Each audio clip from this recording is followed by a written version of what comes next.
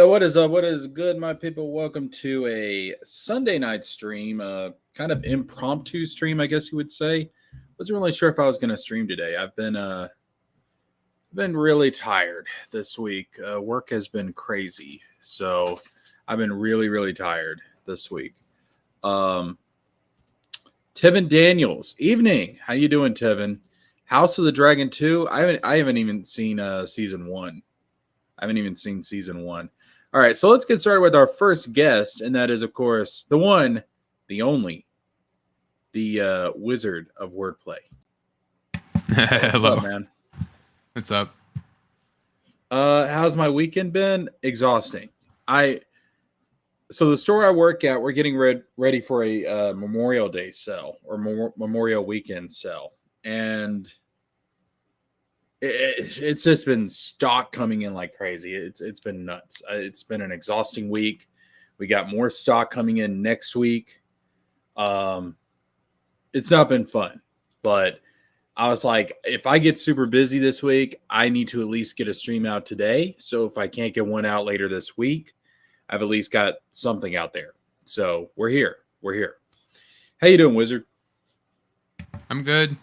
Had a weekend of editing for Tony, as I normally do. That frog is a slave driver, isn't he? Yeah, he has his demands. He gave me creative control, but he will come back with notes every week or so. You know what that tells me, though? He's passionate, unlike some other people that we've talked about that have created their own comic. He's passionate. Yeah, I know that. I talk about when we watch Eric's clips and stuff, the little edits that his editor puts in. I'm like, these are terrible. They break the flow of everything. And I've put some memes and stuff into my edits, but I stopped doing that just because it's like it's just easier and faster just to cut out the dead air and put it out. But yeah, it's I say every time, I'm like, Eric, like, message me, I'll edit for you. Like, I'll do better than this. No, it's again, it shows the difference in the level of passion. But you've been busy this weekend. Yeah, and still working on my pirate comic and getting the rough pages of that done. Yeah, I've been. So tell the people about your comic, because I don't know if we've actually. I know we've talked about it on Tony's stream, but yeah, tell people here about it. So I'm basically, because I want to make like this superhero comic series. I've been working on it since I've been learning to draw, so about 4 years. I got inspired to do it, and I've just been working on it ever since. But I was like, well, because that's like my dream story that I want to tell, if I put it out now, it's not going to be good.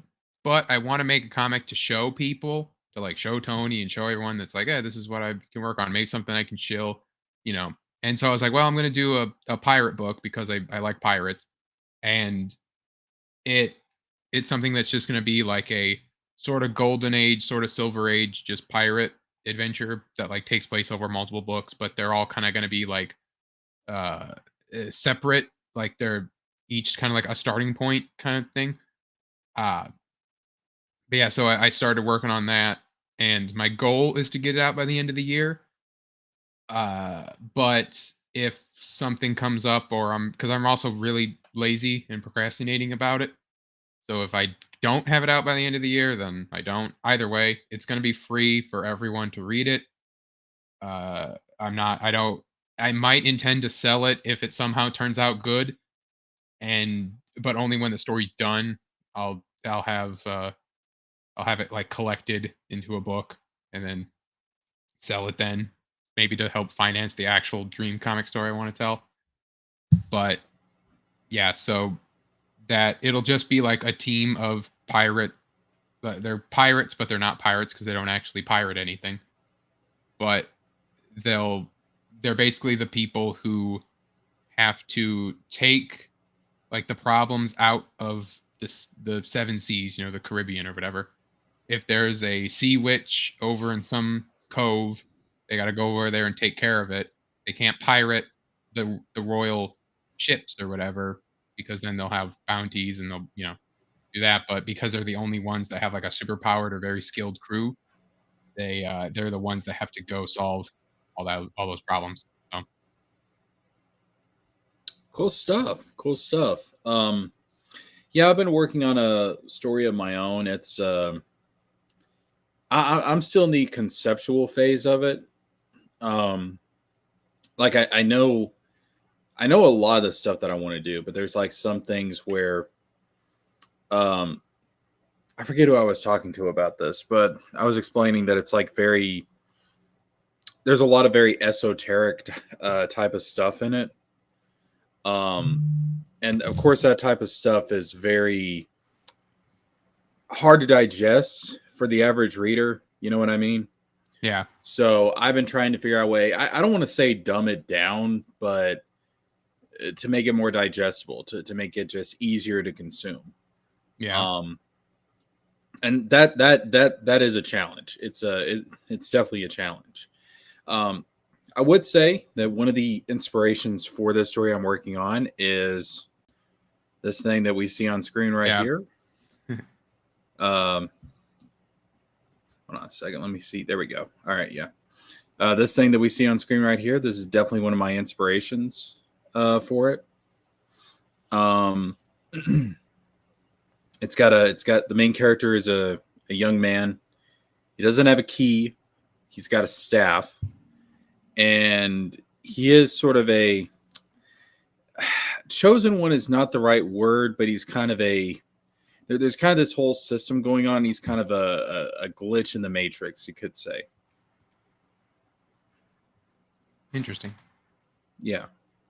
But it deals with like a lot of interesting themes. It's got like some stuff about like a lot of mythological themes. Like, there's like the origins of the universe, life. There's stuff about reincarnation. In fact, I would probably say reincarnation is like a big central thing to the power system.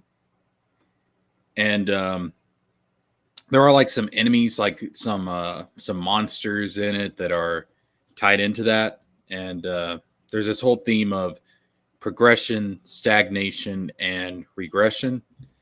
And the monsters would be like representative of the regression aspect of this particular universe. Whereas people like the main character, he's more of the progression aspect in terms of their abilities and why they are what they are. Cool. But yeah, it's a work in progress, but I'm getting there. Honestly, go ahead. It's fun. It's fun when you can kind of like have something in your head that it's like, man, like this is coming together. And it's like, I know like with me, I'll randomly like when I'm working, because what I do is so tedious that all I do is just think the whole time I'm doing it. And I'll like link something together. I'm like, oh my God, like this character thing will work for this character that I made, that I can put them in a story together, and it will kind of make a good issue out of it, stuff like that. Yeah. It's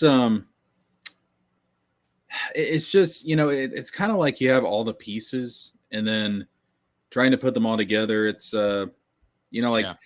it's kind of like a puzzle, but like you don't have a guide for where each piece goes. You kind of have to figure out. Yeah, you're sculpting.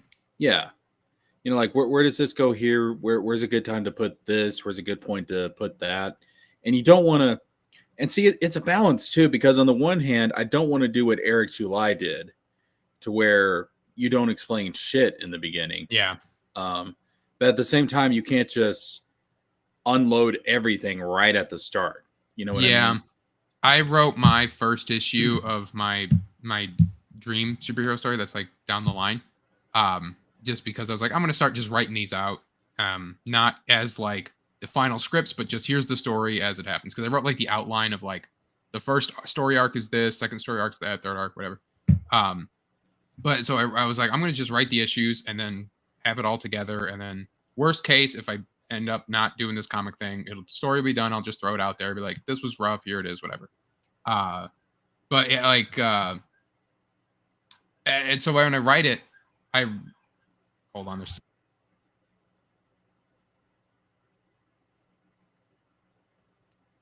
I had to unmute. When I write it, I write it to the way of like if my mom's gonna read it, because watching movies with my mom for so many years, she'll like miss important details or like not really follow along in the plot, and so I usually had to like explain it to her and like walk her through it. And so I write that in like, if this is something that my mom's gonna ask a question about, I should explain it. Right. So it's like I don't give everything, but just to be like, if this is going to be a question, I should probably explain it. And then, I think I found a good balance between being an Eric and being like, this will be revealed later, but also being like, not an Eric and being like, I don't know what's happening. I don't know who's like, you'll know the powers of everyone. You'll know the basic uh, bits of them and their and stuff and all that. Like you'll understand all that. Right. Yo, TJ Laser, what is up? What is good, man? It is what it is. Yo, hop in here, TJ. If you get the chance, hop in here. No, I get what you mean, because one of the things I have to be careful about is like I don't want to give away any spoilers, and Mm-hmm. It's difficult because at this point I don't know when I'm going to reveal certain things. I do Yeah. want to make it clear like the type of powers that the main character has, and kind of the nature of those powers Yeah. early on, but there's how he acquires the powers specifically. It's kind of a big deal for stuff later on that I have planned, so I can't divulge everything. You know what I mean? Yeah. I have in my pirate stories just kind of whatever. Like they're just gonna have the powers. I might devil into it, I might not. It's just I'm thinking of doing the pirate story more like Golden Age books, like those pirate books that you read on like public domain websites. That it's just the story's happening, treasure's there. Who cares? Like we're not gonna be thinking about it too hard. But my dream superhero one down the line, I wrote out the origins, and a lot of them I gave like very specific like rules to their powers and uh, drawbacks and stuff like that. And those ones I wrote out all the origins for, and the story's gonna basically start with them all coming together, so they've already had their origins basically, and then the origins will be explained later. Either it's just like as backups in the end of certain books, or they'll tell them, and then we'll do something like that. But it'll be enough where it'll do in that Silver Age Marvel kind of way of they'll do like monologues that might tell the reader like, oh no, because of my powers I'm weak to whatever, and or my super strength from the blah blah blah will help lift this rock. Right. Because that's one thing Eric didn't do was he had some narration, but otherwise it was sometimes like it's old school and Marvel doesn't really do it so much anymore, but sometimes just having that box of the character knows but the reader doesn't know, so the character could just think about it, and that tells the reader what the reader needs to know. Yeah. Well, I mean, like, I know like in the first segment of the story, we're going to see the main character actually get his powers. Yeah. So you'll actually, like he gets it in real time. So it's not like something that, like, oh, he was necessarily born with or anything like that. It's something that he acquires in the story. And it's kind of something he has to come to terms with as to what this means for him, as for what it means to his relationship with the world that he lives in, with the villains. And again, because like in this world, like the villains have like set up a system of control over the world. And again, he's kind of the glitch in the system. Like he kind of he pops in out of nowhere seemingly, and they're like, wait a minute, who the hell is this? Why is he able to do these things? This could be a problem. and you can imagine again with the villains kind of having a a certain amount of influence over the world. Like there would be situations where he might be on the run or something like that. So, um, but yeah, it's again like that. That's the best way I can describe him without giving away too much. Is that he is a glitch in the system. Yeah. Now, did you say this was a comic? Is this a novel? Is this a manga? What are your Right thoughts now, for it?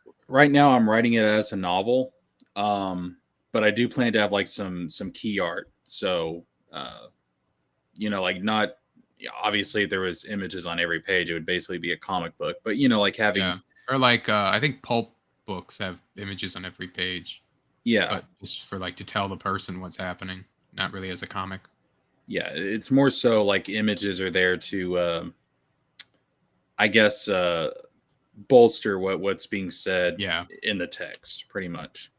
That's what I like Um, about writing comics is because I'm terrible at writing novels because I'm like terrible. Like I can't be descriptive whatsoever, but because I'm also the artist, hopefully for the books, I don't need to describe everything and I can just say, this person says this, they do this happens, then this happens, then this, like I can just I just write it like that. Like I don't have to be like the dark moon shined on the ground that day. It was symbolic to the turmoil that faced our heroes. Like having to do that for every single thing. yeah. Frog Tony says 2 panelists, 1 voice. I don't get that. I don't hear it. Everyone Apparently, says that. apparently, like we sound exactly alike, like we came from the same mother or something. It's I don't get it. Like you have like a little bit of twang and I don't. Like yeah, like I've got I guess I've got a little bit of the southern accent in me, although everybody around me thinks that I'm from up north, so I don't get it. I don't but get it. like yeah, like I don't hear our similarities in our voice. But like yeah, it keeps coming up. We have the same voice. Yeah, like because when we were on Tony's stream together, like he just couldn't tell. Yeah, he was like, yeah, who's trying to talk there? Wizard or Jesker. Boxing historians in here. Yo, what are y'all doing? Get in the stream. The invite link is it's pinned in the chat. Jesker Jesker and Wizard are twins separated at birth. That would be wild, dude. Well, especially if we're 5 years different from each other. Like I'm 5 years younger than you, I think, or Look, if 4. there's anything that I've learned from reading fiction, time is bendable. The time, as a poorly written CW show once said, the timeline is malleable. Exactly. Failure says I hear it a little bit. I don't know, man. I don't know. Boxing historian is going to be joining us in a little bit. He says. But yeah, it's one of those like I don't know, like it's one of those things where like I have to be really careful because I feel like I've got a really good concept on my hand Yeah. as far as the story goes. Because again, it's like, oh, what's that? This is my first page of the first draft of the comic. It starts with like Hey, the pirate ship coming in, and this was the best part of it I've drawn. Everything else after this is way worse. Like it's like it just gets worse and worse and worse. But this one, because I have like a pirate ship model sitting in my window, I can just be like, oh, let's copy the guns on the side and this is called a jip boom. This thing right here comes off the bow. so is this going to be more of a ultra realistic style or? Well, I can't draw ultra real like art style. No, God, no. This is gonna. So I trained myself to hopefully draw a lot like Jack Kirby and like that kind of era. Old school And comics. like old school comics, yeah, Yeah. because in my mind they were simpler to learn how to draw than trying to do like hyper realistic. If I tried for that, Oh yeah. Oh yeah. I wouldn't be Yeah. even doing this stuff, So I was like, that's why even in the way I write, I'm like, I'm gonna try to keep it as old school as possible, even in the way I draw it, in the way I write it, and everything. Because if I tried to do hyper realistic, it would just it would just not turn out well. But and so for my dream comic, I have everything in a binder for that. This is not filled all the way, however. It's mainly just empty pocket sleeves until I actually fill it. But I used to have a smaller binder, but I found a good deal for the big binder, so I used to have it in this, just a normal binder. Then I upgraded to the big, thick binder. But so yeah, I'm basically typing out everything and printing it off to have it in a book form, just for fun, I guess, just to look at it. Like the concept art of everyone's biographies, the issues that I'm writing out. I slide them into the sleeve. Well, it's good to preserve stuff like that. Yeah, I actually like through the core of like through the whole time I'm learning how to draw, I save every single drawing that I make, and I have them in like containers.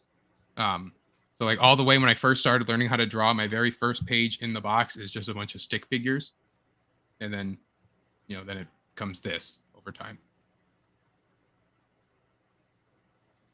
No, that's good, man. That's good.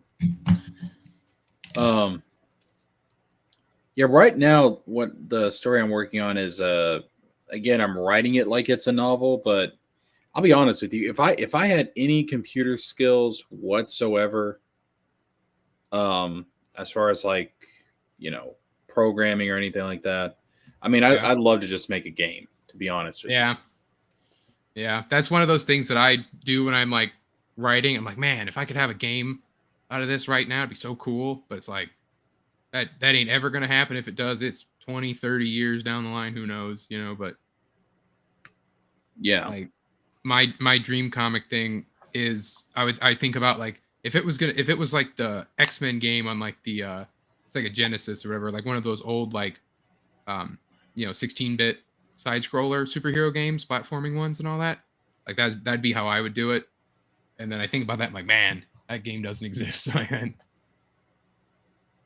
Which I do have Unreal Engine downloaded onto my computer, but I've not messed with it or anything. I just kind of have it there for, like maybe one day, possibly it's there. Well, yeah, like it'd be easier to probably mod Kingdom Hearts 3 to look like how your character looks and everything. And oh yeah, definitely. But have more fun with that probably. But you can't sell it though. Well, yeah, but it would just be like like a lot of games start off as mods, so then you could do that, and then eventually be like, well, we're gonna make it its home game, and get the backers and all that. Because you could like leave a lot of the lore out of it, put it in there, and then do like a like a GoFundMe or like Indiegogo, be like we're gonna make it its own thing, like because a game being built off of Kingdom Hearts 3 would be. I mean, like Square would probably be on your ass, and Disney would too. But otherwise, like that's at least different. Like no one has and that. see that's the thing.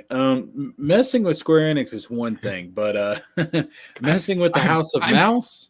I'm crazy enough to take on Batman, but the IRS, no, thank you. No, thank you. I'm crazy enough to take on Nomura, but Walt Disney, no, thank you. No, Disney would bury my ass. It would really be like, I think it was in the terms and service of Overwatch that it was like, if you make a game out of this, we own all the rights to it, because Dota started off of Diablo, and I think it was Blizzard that wrote that into Overwatch's terms of service, because it's like, if some game is built out of this somehow, it's ours, and we don't want, because like they lost Dota because of that.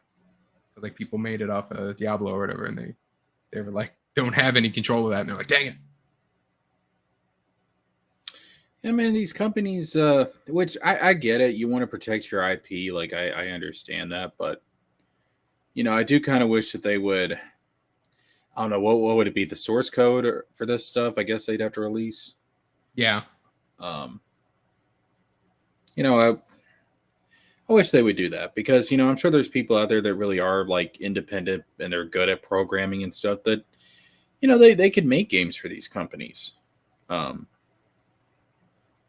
but these companies don't think like that, especially the Japanese companies. Um, they're kind of stuck to, I guess, what 20 years ago. Like they still have that mentality. They don't really Yeah, I guess there's they don't really have an appreciation for social media, which I don't know how prominent social media is in Japan, to be honest with you. I don't know either. I don't think it's as ingrained into the culture yet. Like I think people use it, but it's not. Yeah, like it's not ingrained into them. But I don't know much about Japan either. So Yeah. TJ Laser says, make a 2D side scroller beat 'em up. yeah, beat 'em ups are fine, but they can get repetitive after a while. Yeah, it depends. It depends on the type of story you're telling. Then he brings up RPG Maker, which, oh god, our RPG Maker is terrible. I thought I was reading something about like RP. Well, like an old version of RPG Maker is free now. I think they like released it. That people said you could do a lot with it, but not like something. It was something like that. I think it was like the version that Undertale was made on or something. Yeah. If I was gonna make a game out of this story, it would probably be some kind of RPG. Um, just because that's kind of what I'm used to playing. I have thought about something like maybe like a Metroidvania, but I think more than likely I would end up probably making some kind of RPG. Yeah, like if I was to make a game about my pirate comic, like maybe like a point and click Monkey Island, like point and click adventure, but then that'd be like that even fit? Because then they have superpowers, so then how would you, or like and I mean, really, it would be like a big like Assassin's Creed Black Flag type game because I love that game anyway, and that's what partly inspired this book.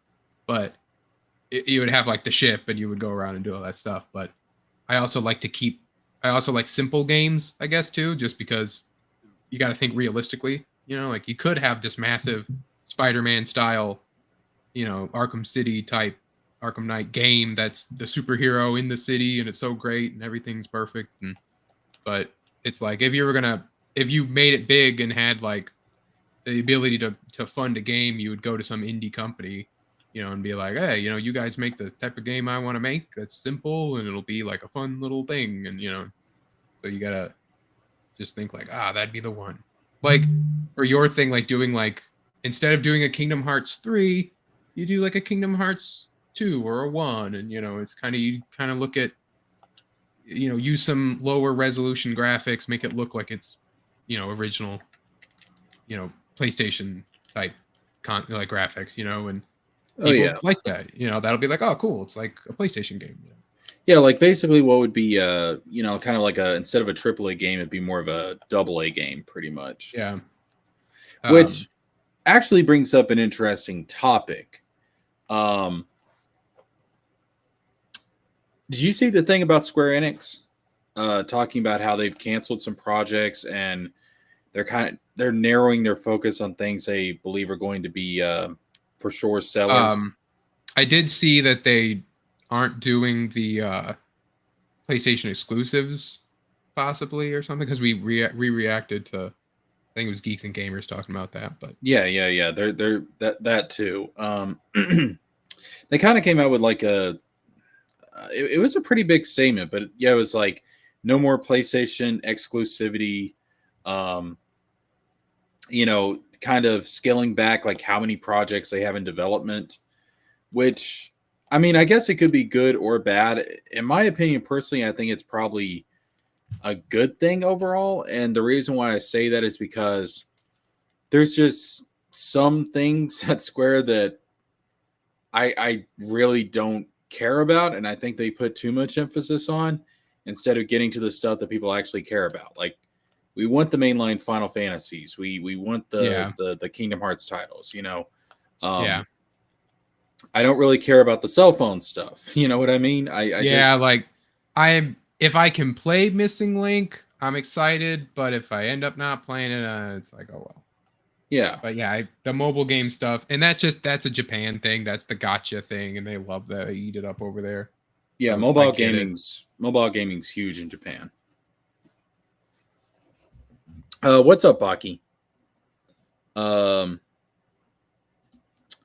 Red says, "What's up, Red?" Red says, "AAA games are dog water." Which game was it that they? Quadruple A was Skull and Bones. That just came. What was the game to where it was Spider-Man 2, wasn't it? Where they only made like 6 million off of it. Possibly. I think because it cost so much and it made so little. Yeah. Yeah. I thought you were going to say which one was the Quadruple A game, and that was Skull and Bones.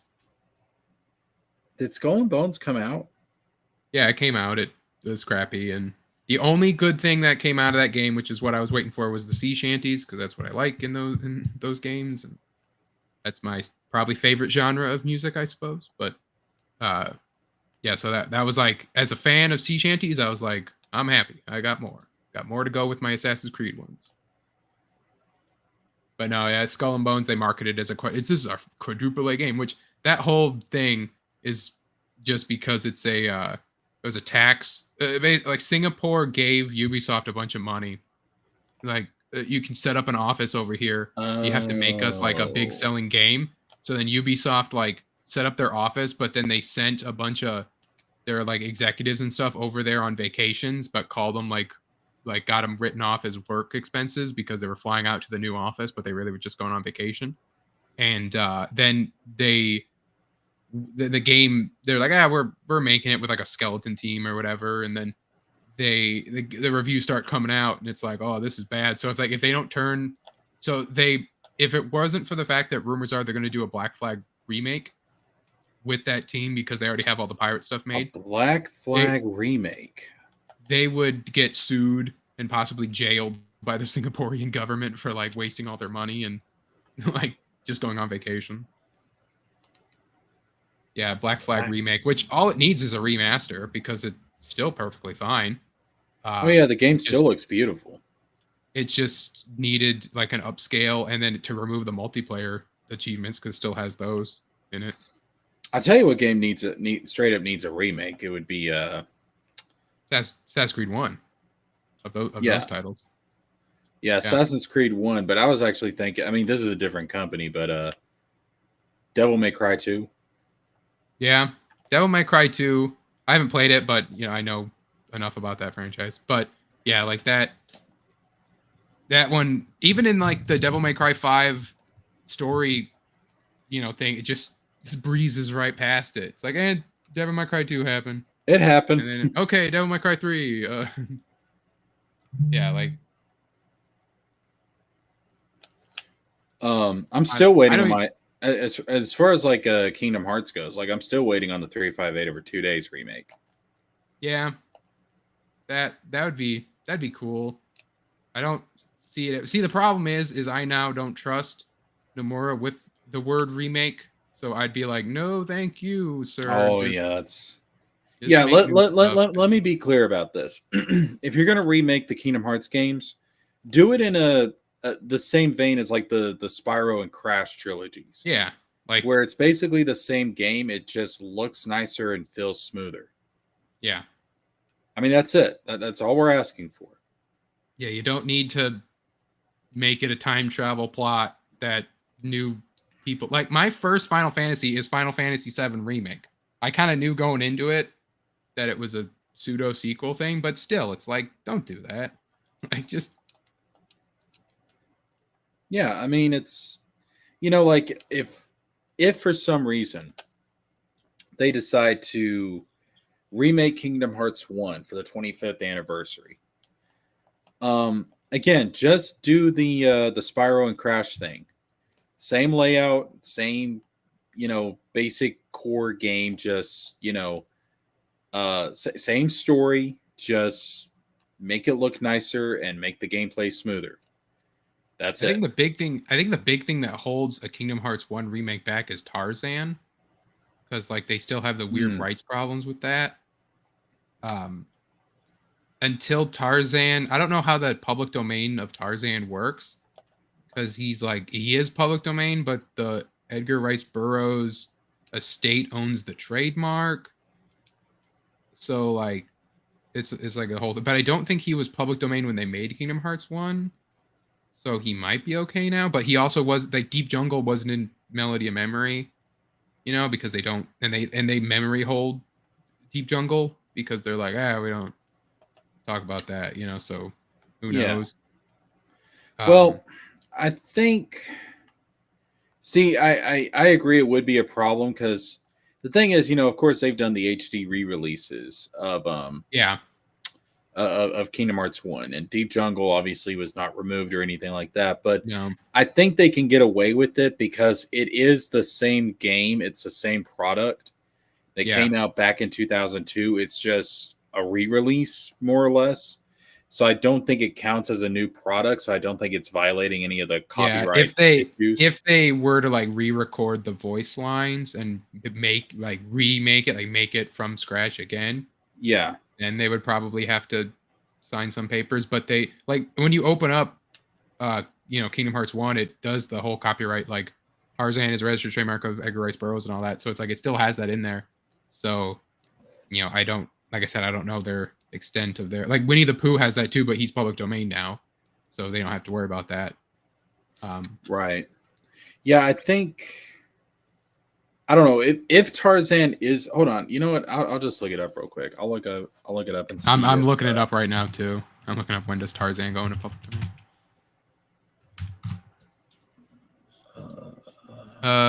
The first 11 books are public domain in 2024. So depending on how they based their Disney thing. Well, the thing is, the Tarzan movie.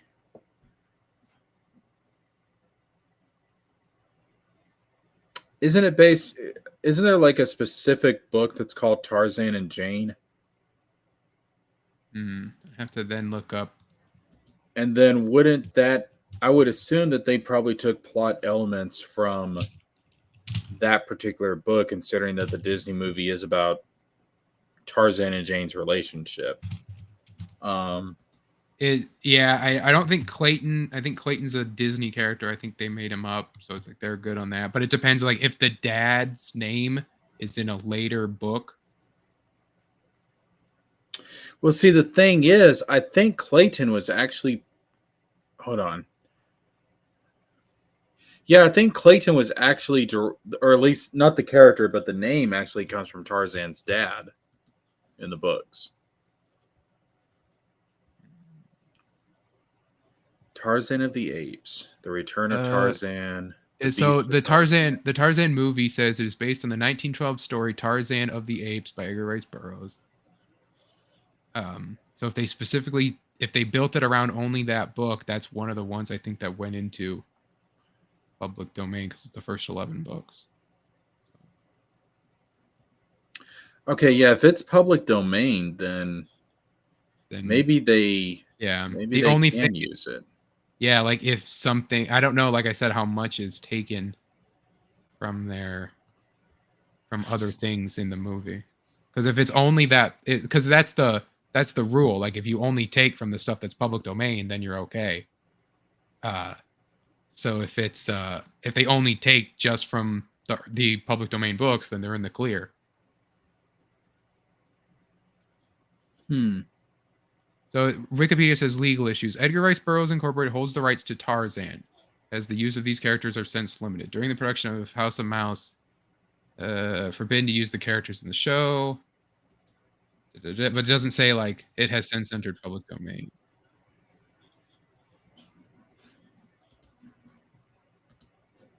But Edgar Rice Burroughs' like stuff did the thing that Sherlock's people did, where they sue you if it's like any way close to a book that they own the rights to still.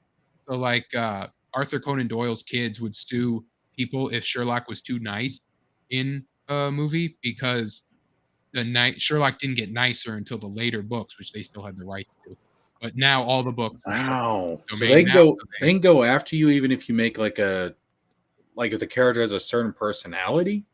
Yeah, if its personality similar to a book that they own the rights to, then they can be like, boom, like we got you. Like if Iron Man 1 was public domain, but Infinity War Endgame wasn't, and if Tony being softer and not as or whatever, or if he's being more paranoid or something like something where they can be like, that wasn't introduced until later, that counts, and then they'll either cease and desist you, sue you, make you pay, make you settle, stuff like that. That happened with Sherlock stuff all the time. That's now wild. now everything Sherlock is public domain, so they lost their golden goose, their cash cow. But so that it reads here that the Edgar Rice Burroughs people are still kind of doing that. Well, see, I see here that according to Deadline, Sony acquired the rights to Tarzan in 2022. That's probably the movie rights because they did the movie rights. Yeah, so they just licensed it. But it says here, Edgar Rice Burroughs, or the company sued Gold Star Books in 1966 and forced the Tarzan series of books by Barton Werper to be taken off the market. 2004, the company threatened Victoria University Press with a lawsuit over author Nigel Cox's book Tarzan Presley, which blended the Tarzan mythos with the life of Elvis Presley. The book has not been reprinted since its initial publication. In 2012, the company sued Dynamite Comics for trademark infringement. Dynamite series Lord of the Jungle and Warlord of Mars were based on Burroughs' novels that had fallen into public domain. However, the company claimed that use of the trademark characters Tarzan and John Carter constituted infringement and unfair competition. Dynamite and the company settled the claim in 2014 and signed a contract to clear the way for both series to continue. So yeah, they're still they're litigious about it, because until the whole works are public domain and they don't have anything anymore, it's like, well, we're trying to put out those John Carter of Mars books, and you're putting out John Carter of Mars books, so that kind of infringes on our business, kind of thing. And then it's like, but it's public domain. Well, we own in that case, okay, so Steamboat Willie's in the public domain now.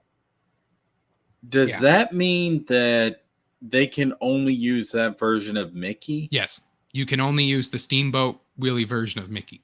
If you give him yellow or red pants and yellow, they'll get you, because that's not there. Like Winnie the Pooh is public domain, but if you give him a red shirt, you're going to court. Because that's Disney's thing. Disney gave him a red shirt. Wow. If you do Wizard of Oz and she has ruby slippers, you're going to court, because that's MGM's thing. Yeah, it's platinum slippers in the original book already. Yeah, it's in the book is it platinum or silver? Something like that. Yeah, I remember that because when they did the movie, that's when films really started they were really pushing the colored films, and the ruby slippers just stood out more. Yeah, and it's the same thing. Like when Superman's public domain, you'll only get what's available in those Action Comics. So it's like I don't like Krypton. I don't think was available back then. I don't think Lois was in it yet. Kryptonite wasn't a thing. You have to have that specific look of a suit. If you go any farther, they'll that's too far. Because that shield, that Superman S, is a registered trademark still, but they'd lose the original one, possibly, unless they want to up the trademark or something. However that works, but yeah. So if you wanted to do a Mickey Mouse thing, it has to be the Steamboat Willie version. I think you can still use Mickey Mouse now because there was a short called Mickey Mouse. That's public domain, but it might be one of those things where it's public domain, but you can't put it on anything. You put it in stuff, you can't put it on stuff, like the Captain Marvel rule. Like Captain Marvel's also public domain, but if you try to name your book Captain Marvel, Marvel's going to sue you. So if I wanted to produce a video game where you play as Mickey Mouse and you go around to various different worlds and stuff, as long as it's Steamboat Willie Mickey Mouse, I'm in the clear? I would imagine so. George would be better to explain it, but Critical Blast has a coloring book that's based on all the frames of that Steamboat Willie. All right, that's Like exactly what I'm going to do. I'm going to call it Empire Souls, and Empire Souls. Well, then you're in parody, so then you might be in the clear either way, depending and, on. and it's going to be great. It's going to be awesome. We're No, gonna it'd be Epic Willie. epic. And There you go. It's going to be Epic Willie. He has to, It's going to start out simple. It's going to get complicated as fuck down the line. We're going to release different games on different handheld systems. It's going to be great. It's going to be great. It'll be great. It's going to be great. Yeah, like with Captain Marvel, like Captain Marvel's public domain because of copyright like misfiling and then just it being old in general. But you they can't call do they do they even wait a minute, which Captain Marvel are we talking about? Captain like Shazam Captain Marvel. Oh, okay. Yeah. So like the name Captain Marvel is still owned by Disney. So like if you titled your book Captain Marvel, you know, they can't do that. If your Captain Marvel is too similar to modern Shazam, can't do that. You know, you have to keep him within the bounds of where he is public domain. So if he has to have that short cape. If that cape's too long, they'll get you. There's a hood on that cape, they'll get you. If he has to have that gold sash, if he doesn't have the gold sash, they'll get you. Like they'll, maybe because in the old days he didn't have the lightning powers as hard. He just had super strength and he flew. If you have the lightning powers, maybe they get you. So it's a tightrope for a while.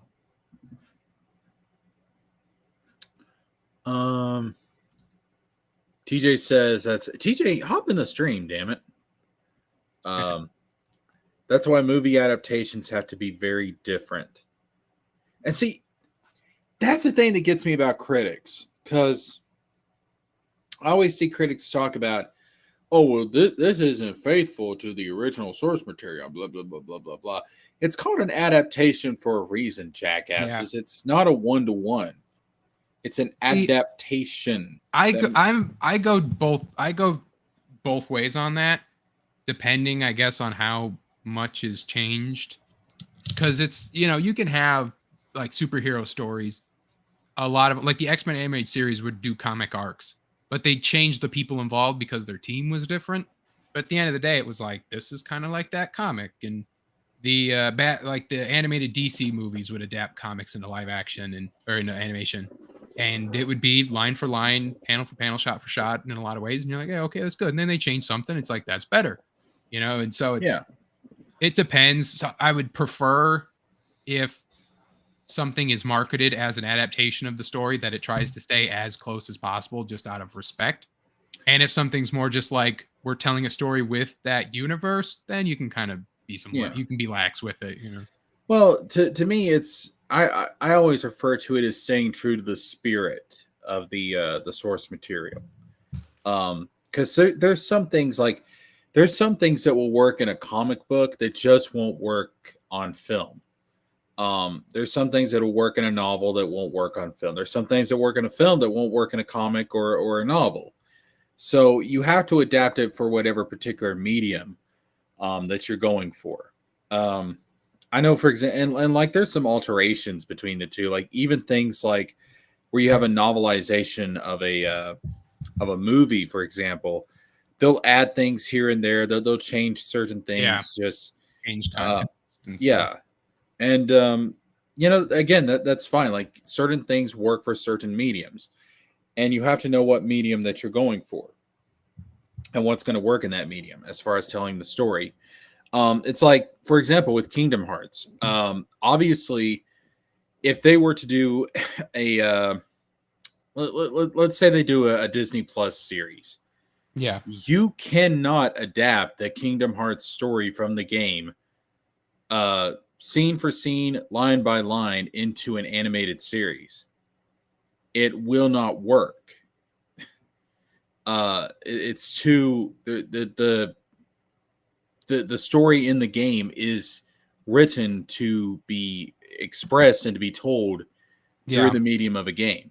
You would have to change certain things. You would have to rework certain things to make it work in an animated series. Now, as long as they stay true to the spirit of what Kingdom Hearts is, its essence, I'm fine with that. But you're not going to get a one-to-one adaptation or a one-to-one translation. It's just I would say 1 to like 0.8 is like you kind of like what Last of Us TV show was. Like Last of Us is in a lot of ways a 1-for-1, and then they change things like one episode in a big way, but otherwise just little droplets here and there. Yeah. And otherwise, like, because I'm of the mind that if I like a video game adaptation is coming out, like a Kingdom Hearts show is announced, and I'm like, and I like tell people who don't play the games, I'm like, okay, this should be a accurate representation of the game. You don't need to play the game to watch this kind of thing. But like with the Avatar Netflix show, that wasn't what that was. Like it wasn't like I'd be like, no, watch the show. Like watch the original show. Don't even watch the Netflix show, but like watch the original show. If it was a 1-to-1 or like a 0.8 to 1, then then I would be like, okay, if you want to start here, you can start here. But if someone was going to say, oh, I'm going to start on Netflix Avatar, I'd be like, no, don't do that. Don't even do it. Like, but like The Last of Us, it was like, oh, I want to play. I don't have a PlayStation, but I hear Last of Us good. It's like, yeah, you can watch it. It's good. It's the same story. Okay. Yeah.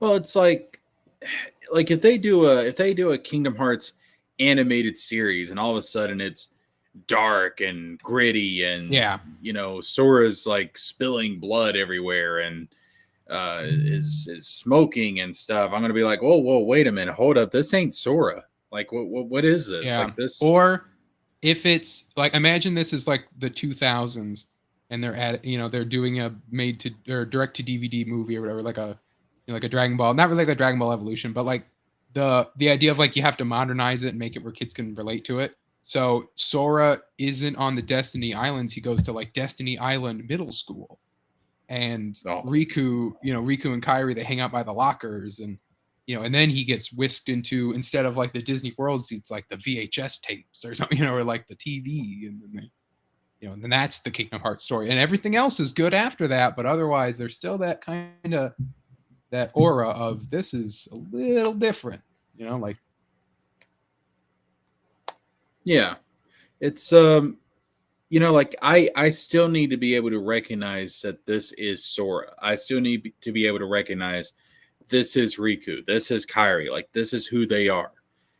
Because especially someone like me who's been playing these games since day one, since 2002, I know these characters. I know how they're supposed to be written. I know how they act.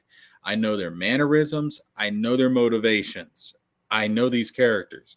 So if you don't stay true to the essence of the characters, again, you can change certain things here or there. It's fine. But if you don't stay true to the essence of these characters, they're going to be like, no, this is not my Kingdom Hearts. # not my Kingdom Hearts. Yeah. No, like this is not Sora. Like this is not Riku. This is not Kairi.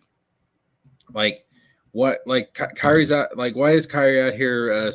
Sleeping with Hades. Like what's going on? Like this is not. Like she's supposed to be a princess of heart. Like no, what are you doing?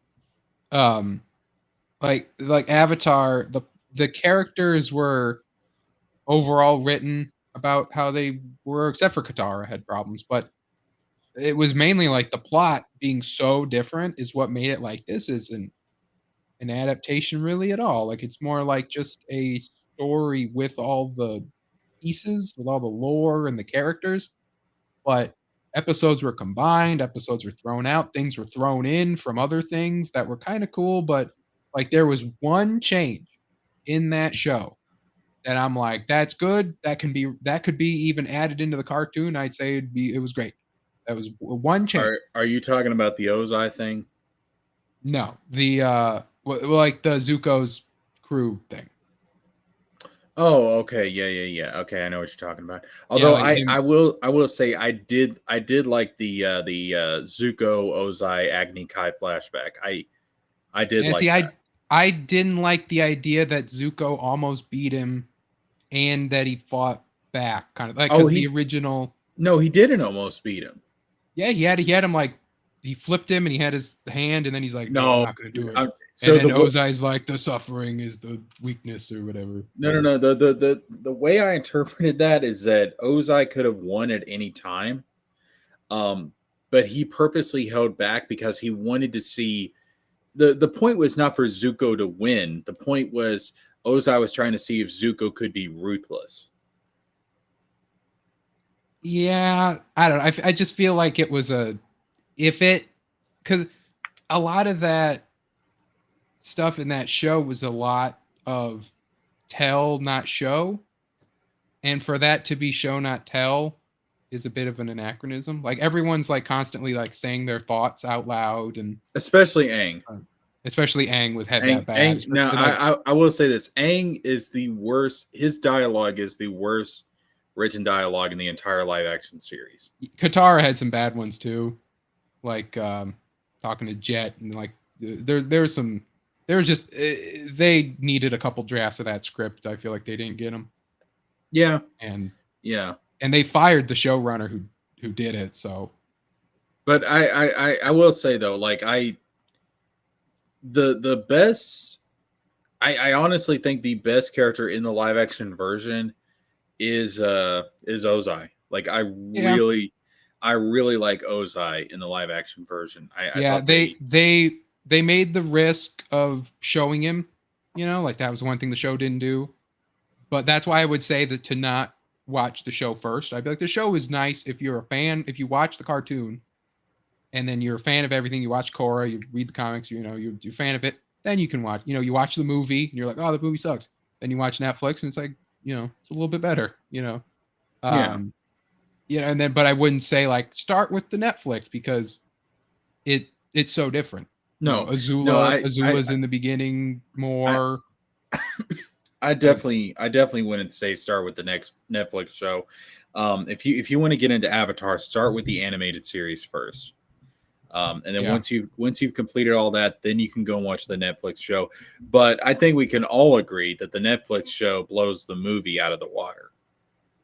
not by much though, sadly. Like that's the thing Really? where it's like I don't like the movie. Like the movie has its problems, and the show just being longer it's not like as egregious as the movie, but it doesn't deserve, like I wouldn't put it next to the cartoon. I'd put it closer to the movie than I would the cartoon.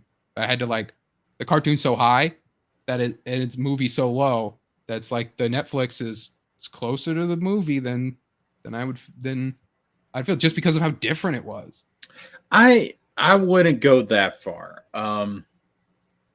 I feel like the live action show is one of those things to where if we didn't have the animated series to compare it to, it wouldn't like it would probably I would have a much higher opinion of it. Um, because I don't. If you didn't have the movie to compare it to, maybe it'd be lower. That's a fair point. That's a fair Yeah, like point. the movie was so bad that it's like it wasn't the movie. And so it's a tough call. That's why you kind of got to like think about it like, okay, Aang and Katara have no relationship. Aang doesn't waterbend a single time. Uh, they throw in the Cave of Two Lovers into season 1 for some reason. That was weird.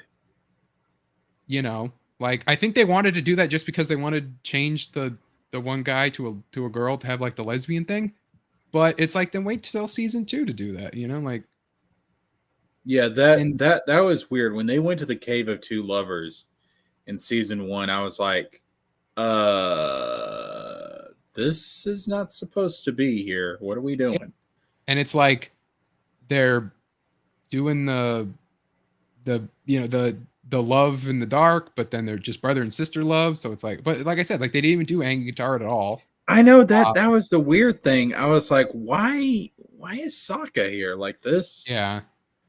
Like, Boomy's an asshole. What But are you like, trying? What are you trying to do, Netflix?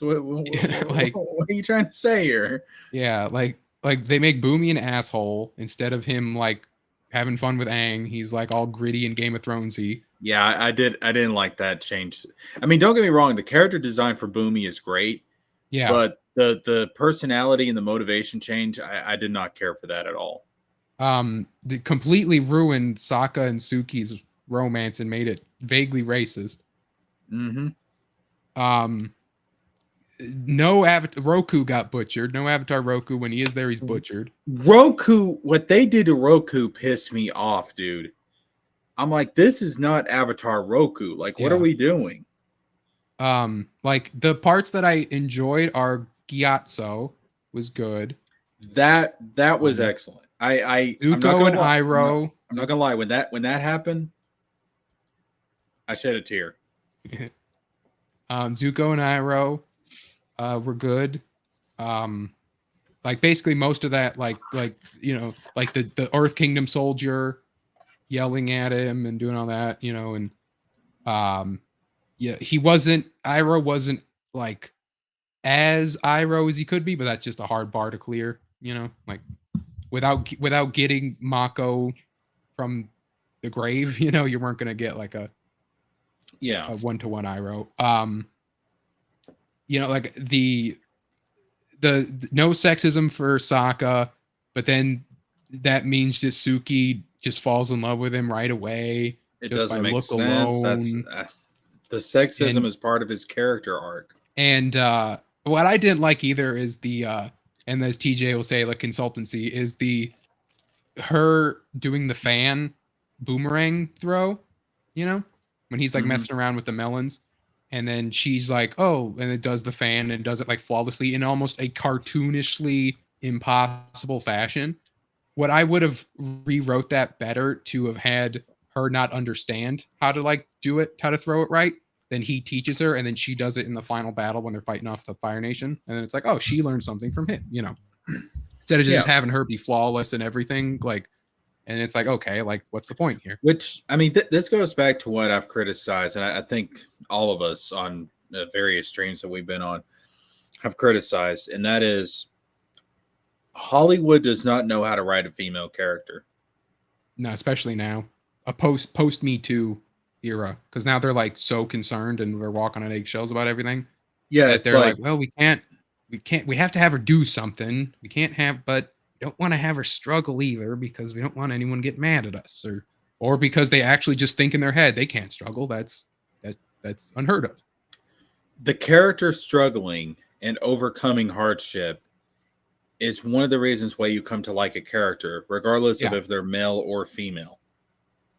Like Suki in the cartoon loses. Like after she's, after they leave Kyoshi Island, she fights Azula and Ty Lee and she loses, and then she gets thrown in prison for like a season, basically of length of time, and then she comes back out and then she joins the team then. But it's like if she's like this, how is this grown, near grown woman Suki gonna lose to the 12-year-old Azula? Like, So here's the thing about Azula. That does not look like Azula. no. I'm sorry, but the cheeks are too chubby. And I'm Well, not talking about, look at May. Like, I'm not trying to be shallow. I'm really not. But damn, Azula they really is, should they yeah. really should just aged up everyone. Like, because Azula always looked kind of like 16 or 17, even though she's supposed to be younger. And then to try to keep the ages accurate, like I would have aged them up. I wouldn't have mattered. Like, I didn't think anyone would have mind. Dude, Like, there's been times where I've gone back and rewatched Avatar, the animated series, and I actually forget. Oh yeah, Azula is the younger sister. yeah. Like Zuko is actually older than her because she does not give off younger sister vibes. You know what I mean? Oh, yeah. Like, they could have had her, like Zuko could have been 18 and she could have been 16 or 17 and casted a slightly older actress and would have had that regal, terrifying presence. Like, this girl doesn't have that terrifying presence besides watching people get burnt to a crisp. And then I didn't even like the standing up to Ozai scene just because Azula wouldn't do it. She would have been like, she was just done it what he asked, and that's always been her thing. Well, so, like, she didn't stand up to Ozai until the finale of the show. Yeah, I was gonna say like really that was more whining than standing up to him. I mean, I do think that, assuming that Ozai had won the final battle, had killed Aang, and Azula had defeated Zuko, and Ozai becomes the Phoenix King, and Azula remains Fire Lord. I do think at some point Azula probably would have tried to overthrow her father. Yeah. Just because I mean, she is that fucked up. I mean, she would have tried to overthrow her dad at some point. She basically knew the truth of what happened to Azulon. Yep. So it would be a Sith apprentice type situation where it's like, yeah, you know, mom killed the head, put you in power, and kill you, and I take power. You know, because the thing is, Azula in many ways is she's more ruthless than Ozai. Yeah. I mean, don't get me wrong. Ozai is a ruthless son of a bitch. Ozai's ruthlessness we didn't get to see for a while because he didn't talk, and besides burning Zuko, it wasn't until like the last season where it was like, I'm going to burn down the Earth Kingdom, but that was Azula's idea first to burn down the Earth Kingdom. She said I should take the Hope and the rest of the land and burn it all to the ground, and then Ozai's like, yes, we need to destroy their Hope. So, you know, that was Zula's idea first, so I guess that does prove it. Yo, what's up, TJ?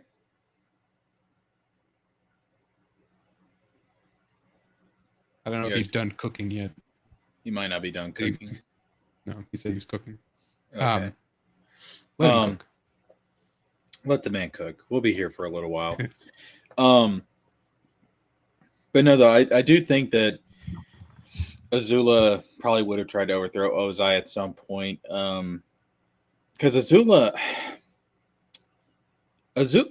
is like the embodiment of a crazy bitch. I mean, she is. Yeah. She is absolutely off of her rocker. Like, if we're thinking of in the what if timeline, if she just kills Zuko and then she kills Katara, but she's still crazy because it was after she went crazy. Yeah. So who knows what would have happened when Ozai came back? Like, we did it, you know. Good news, daughter. I have destroyed the Earth Kingdom, and now the Fire Nation shall rule forever. Oh, you have me a cup of tea here. How wonderful. And then it turns out it's actually poison. Yeah, we can hear you. Yeah, we can hear you. Oh, great. Is the microphone okay? Because I'm using my phone while cooking. Yeah, you're good. I'm doing the veto thing. Yeah, you're good, man. Yeah, I just I kind of So adaptations, huh? Adaptations. I was saying like everything. There's a meme out there. I don't know if it's true or not, but it's more times than not, it's actually proven right. Everything has to be 25% different. Like the first movie adaptation has to be 25% different from the source material, and then the remake of the adaptation has to be 25% different from the previous adaptation. See how that works? Yeah. That's why the James Gunn Superman looks different. I tell you what, the James Gunn Superman is such a disappointment. I mean, I've been sitting here for I don't know how long, defending James Gunn, saying you got to give him a chance, guys. We got to see what he's going to do. We got to see what he's going to put out there. You can't make any decisions yet. And then this is the first glimpse that we get. Let me pull up this sad, pathetic excuse for the last son of Krypton. This shit right here, man, is this is. I mean, he looks so sad. Like, this does not inspire hope. You gotta center it on the screen. Okay, hold on. Just open a new tab, probably. Yeah. Give me one sec. But yeah, like, if it almost feels like something Zack Snyder would have done, and it would have been in black and white, and people would have been eating. It's the same like the Ben Affleck Batman reveal. Remember that? The very first one. Yeah. It gives me the same vibes. I think they have the same marketing crew or something. Either that or James Gunn really wants to stick to the Snyderverse look. Yeah. I mean, this ain't it. I mean, this really ain't it. I was expecting. I still don't like the modern superhero trope of random lines that don't mean anything. Oh God, the mesh suits, right? Like everything is made out of mesh. I just noticed that now, where it's like after the MCU did that, everything looks like lines the boys in there. Yeah. I will say the logo's fine. I still would have preferred a more comic accurate Christopher Reeve type logo. And if I'm not mistaken, looking at this, he does have the red underwear, right? The underwear, I believe so. Yeah. Which I'm always, because they added those back on, I think, in the comics, because got rid of them from New 52. I think they added them back, if I'm not mistaken. You know what he really looks like? I can see it. I can see the parallels between this design and another medium. The anime Superman. The my Adventures with Superman. My Adventures with Clark or whatever. Yeah, that one. Yeah. I haven't watched that. Hold up. I heard it was good, but also it's like It could have been better. That's what I was saying. I heard if it was like if they were going to do anime, they should go all out.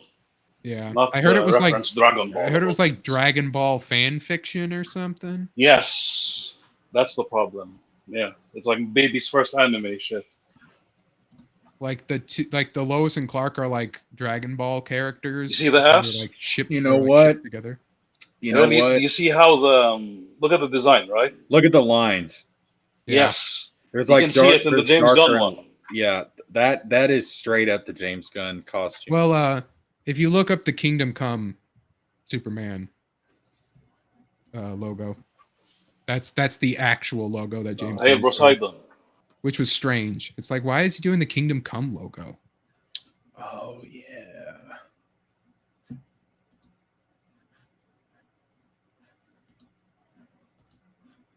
Like you can, and then if you look up like Kingdom Come CW Crisis on Infinite Earths or whatever, you can see Brandon Routh in the Kingdom Come suit when he returned to play that universe's Superman in Crisis on Infinite Earths, and it's like that's a good suit.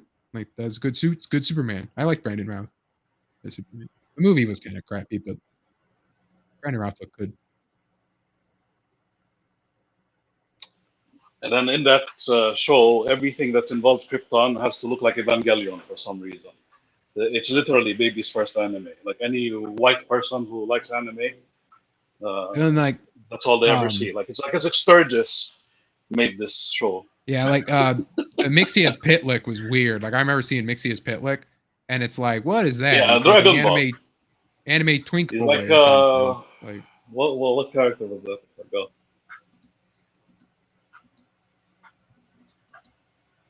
It's like one of the Kais. Yeah. Like Supreme Kai or something? Well, like look up. Yes. It would be hard to spell, but Mixie. I was about to say, don't make me do that. MXY, like PTLYK, I think. Okay, right you can there. let Google fix it for you. Yeah, there we go. Yeah. Oh. See? Oh. King Kai. Look at that. Yeah, Dragon Ball. Oh my titty fucking Shiva. What is this? This is like as if Yellow Flash or Sturgis made the show. That's the problem. That's my biggest beef against it. Which I mean, this isn't a bad design in general, but this is not. I can never pronounce this fucking name. Mixie as Pitlick. Yeah, this is not him. Yeah. This looks like an original character. This show goes into the modern comic theory, which you watched the Watchtower database probably on it, but that this is the Mixius Pitlick in every universe. Like it's the same it's the same one. And so it's like he chose this design for some reason because it's an anime, I guess.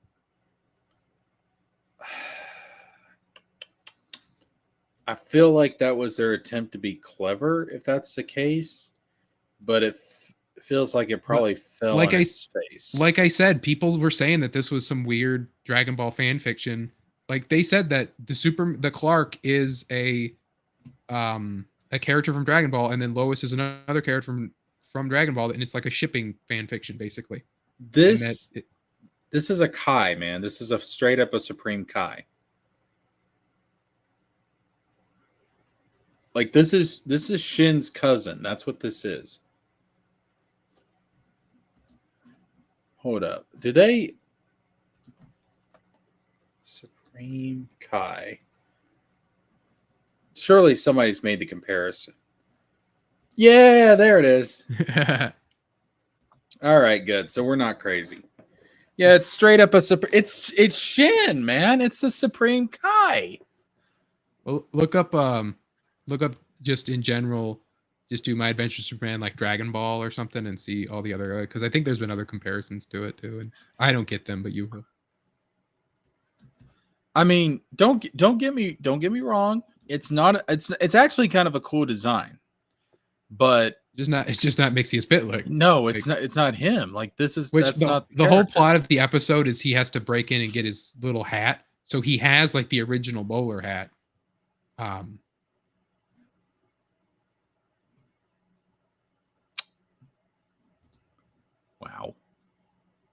Now that's some fan art right there. Is it that Reddit one, the pictured My Adventure with Superman? Because I think that's the one that people were saying was the characters, I'm assuming, that they believe is it's the fan fiction of or something like that. I'm just trying to remember. Like they said, like, oh, this is just like it's these two characters basically. I feel like okay, so this is the thing. I feel like they're trying to capture the anime audience, but there's only been really, and I may be wrong, there may be another one out there, but there's really been only one Western show that I felt like you look at and you're like, okay, that's not anime, but it can sit at the anime table with the big kids, and that would that's Avatar. Yeah. Like it's honorary anime. You know what I mean? Like it's I watch, my favorite thing to do is watch people's reactions to Avatar for the first time going through it, and they'll literally be like, "I'm surprised this isn't an anime. Are you sure this is an anime?" It's like, it's not an anime. You know, like it's a cartoon made by Korean animators, but it's not anime because anime is Japanese. The Korean sweatshop. Remember that meme? Oh yeah. Oh shit! We have an Avatar detractor. Red. No. No, it is. Well, I mean, Last Airbender or James Cameron, or that's a big difference. I mean, if all you've ever seen is if you're talking about the James Cameron movie, fine. Or if all you've ever seen, okay, you're talking about the James Cameron movie. Okay, too many blue cat people with arrows on their Jesus Christ. Oh, wait a minute. No. He's memeing. No way. He's memeing. That's a meme you're doing, sir. I will say too many SJWs like Avatar. I'm going to say it now. Yeah. Too many millennial women, unfortunately, love that shit. I mean, I could say the same thing about Kingdom Hearts. I mean, there's also like at some point you got to throw up your hands and just be like, what am I gonna do? Get mad about it? Like, no, I still love it. You're right.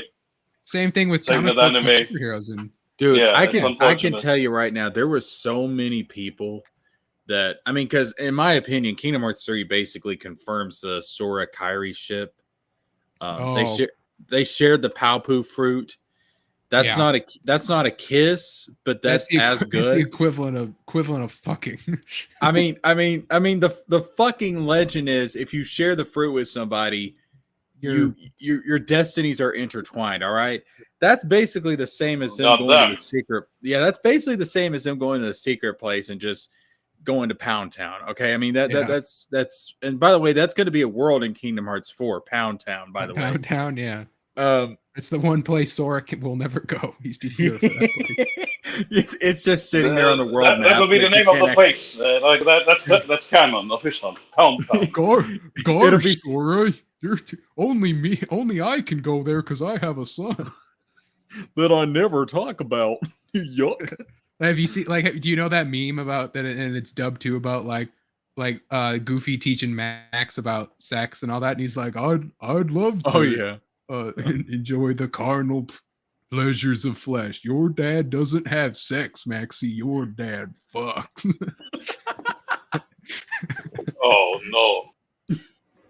It's like because Goofy fucks canonically because he has a kid. Yeah, I can just picture Pound Town being on the world map, but you can't actually access it. It's just sitting there forever out of reach. And then at one Have point, have any of you guys played the? no, you're out. You're gone, TJ. Gone. TJ. But no, gone. like, just jump back in, TJ. If yeah. Wait, are you there? Yeah, we can hear you now. All right, like I was saying, have you ever played the Crash to Insanity on the PlayStation 2?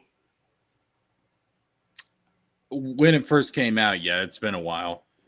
There's literally a scene, you know, the level where Crash is using Neo Cortex as a surfboard. There's a scene where they crash into a brothel. Dude, I tell you what. It's like a brothel full of Bandicoot women or some shit. I can't remember, but yeah. The 90s and the early 2000s were wild. They were more wild times. They were better times. Simpler times. Like even this is related to Final Fantasy. Like in Final Fantasy 14, back when I was playing it, there was this one mission where you're being a bodyguard for some cat chick, right? And it turns out she's an escort. They say it out loud. I mean, there was so much stuff in kids' cartoons that you just they could never get away with it today. They could never get away with it today. I mean, like I'm surprised Master Roshi hasn't been canceled. Well, I mean, people. They only do it in DreamWorks movies. They only have that humor in DreamWorks movies these days. Yeah, kinda. I mean, it's like, which given I haven't been a kid in a very long time, but even as a kid, like I knew what they were implying with certain stuff, but I found it to be fucking hilarious. Yeah. It's like they have to put it because they know the adults are there watching the kids. Like they don't want to bore the adults to death, you know? Yeah. I mean, like Master Roshi, I was like, oh yeah, yay, boobies. You know, like as a kid, I got it. You know what I mean? Yeah. You just don't know the full extent. Right. Like we used to watch like sitcoms, you know, and stuff like that. Cause you know, back in the day, like my nieces will just have control of the TV. But back in the day, I would just watch what was ever my sister was watching or whatever. And she would watch Friends all the time. So I like know a lot about Friends and all that. And there's a lot of adult jokes and all that in there, which you kind of got just the gist of, but I watch them now and I'm like, oh, okay. You know, that's what they were talking about. Like you kind of knew, but you didn't know yet, you know? Yeah. Or like in Avatar in the Southern Raiders episode, how Suki tries to sneak into Sokka's tent and he has like a rose and candles all lit up. And it's like one of those where it's like, whatever, maybe they're, you know, going to kiss or whatever. But then like you watch it now, it's like, oh, they're just talking about underage sex in this kid's cartoon. Like, I mean, it's like, you know, again, it's kind of like with the whole Kingdom Hearts scene with the Palpu fruit. That it's not sex, but damn it, you know they went to the secret place right after that scene. All right, I'm just saying. Why would they go? Like, there's the secret place, but there's that like shack that's like right next. Are you saying they shacked up? They shacked up. They shagged. I wish I had a drum set on hand. Like there's that. There's the place behind the rock that you have to push to find the mushroom or whatever. We should be asking how old were these characters. I mean, well, I mean they're in the same age group as one another. Okay, so yeah, it makes it okay. Don't let Yellow Flash know. All right, just make sure he doesn't know. Oh God, I like Kingdom Hearts. Kairi is my favorite character for two very obvious reasons. But only when she's underage. Yo, boxing historian. Hello. You're probably wondering what the hell you've walked into. You're muted, boxing. All right, we'll get back to you later. This is what they do. Technical difficulties everywhere. I got my Avatar Blu-ray special editions cases out. These are so nice. They're steel books, and they got the. Yeah, there you go. Oh, you got that. Yeah, $70. I got it with my stimulus, I believe. Hey, now that's nice. Yeah. Now I don't have the steel books. I have like the just whatever it's made out of, cardboard, whatever they had at Walmart. But now that God, I want that now. Yeah, and so like if you have them, you can make a thing with them. They all line up. Oh, So you can put them like that. that's sexy.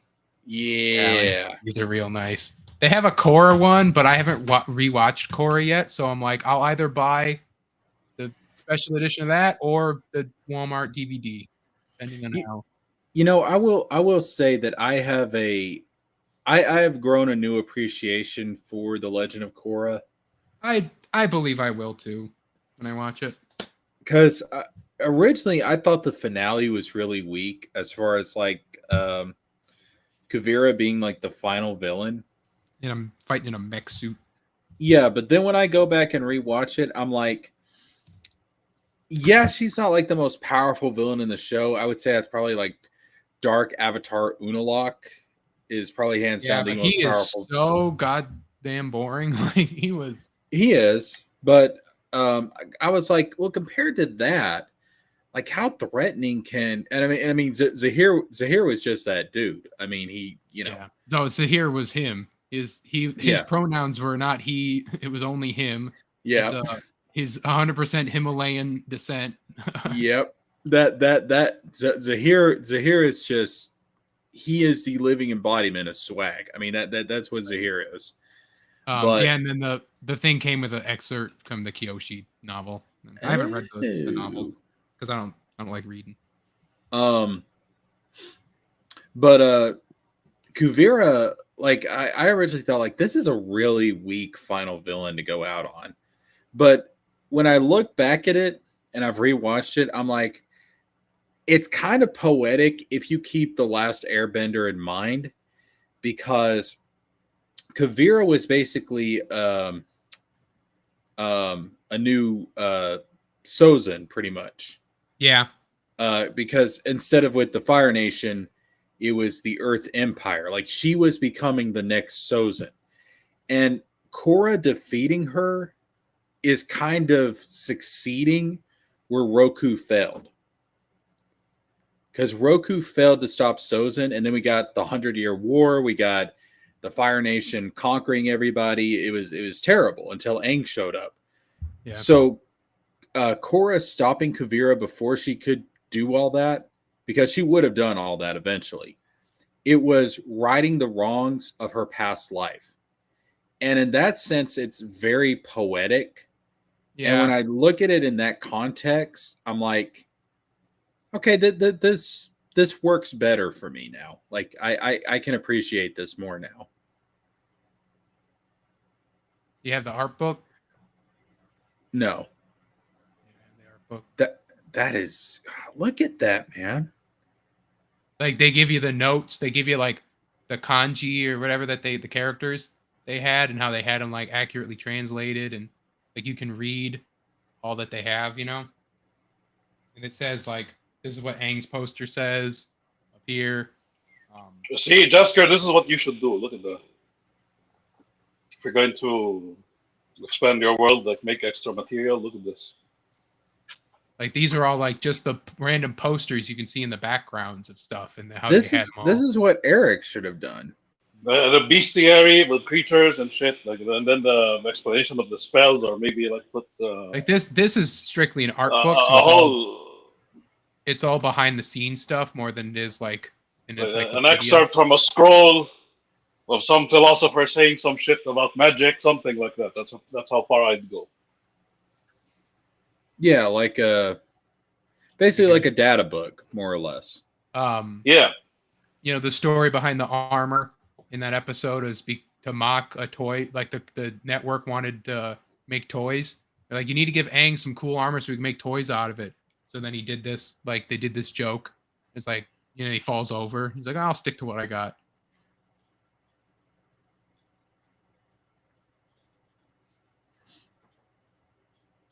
Look at these kids. I mean, if Eric had actually done character sheets like this, he'd probably have more consistent art. Yeah. And this book didn't cost, like, what the heck did his concept art book cost? Like $75? No, but Eric pulled up on TJ. Damn. We lost TJ forever. He's been taken by the beard and the shoulder hair. Didn't get the answer. He escaped the shoulder hair. He got out. Like just I don't know why. That's Streamlabs crashed. The backgrounds, and stuff like that.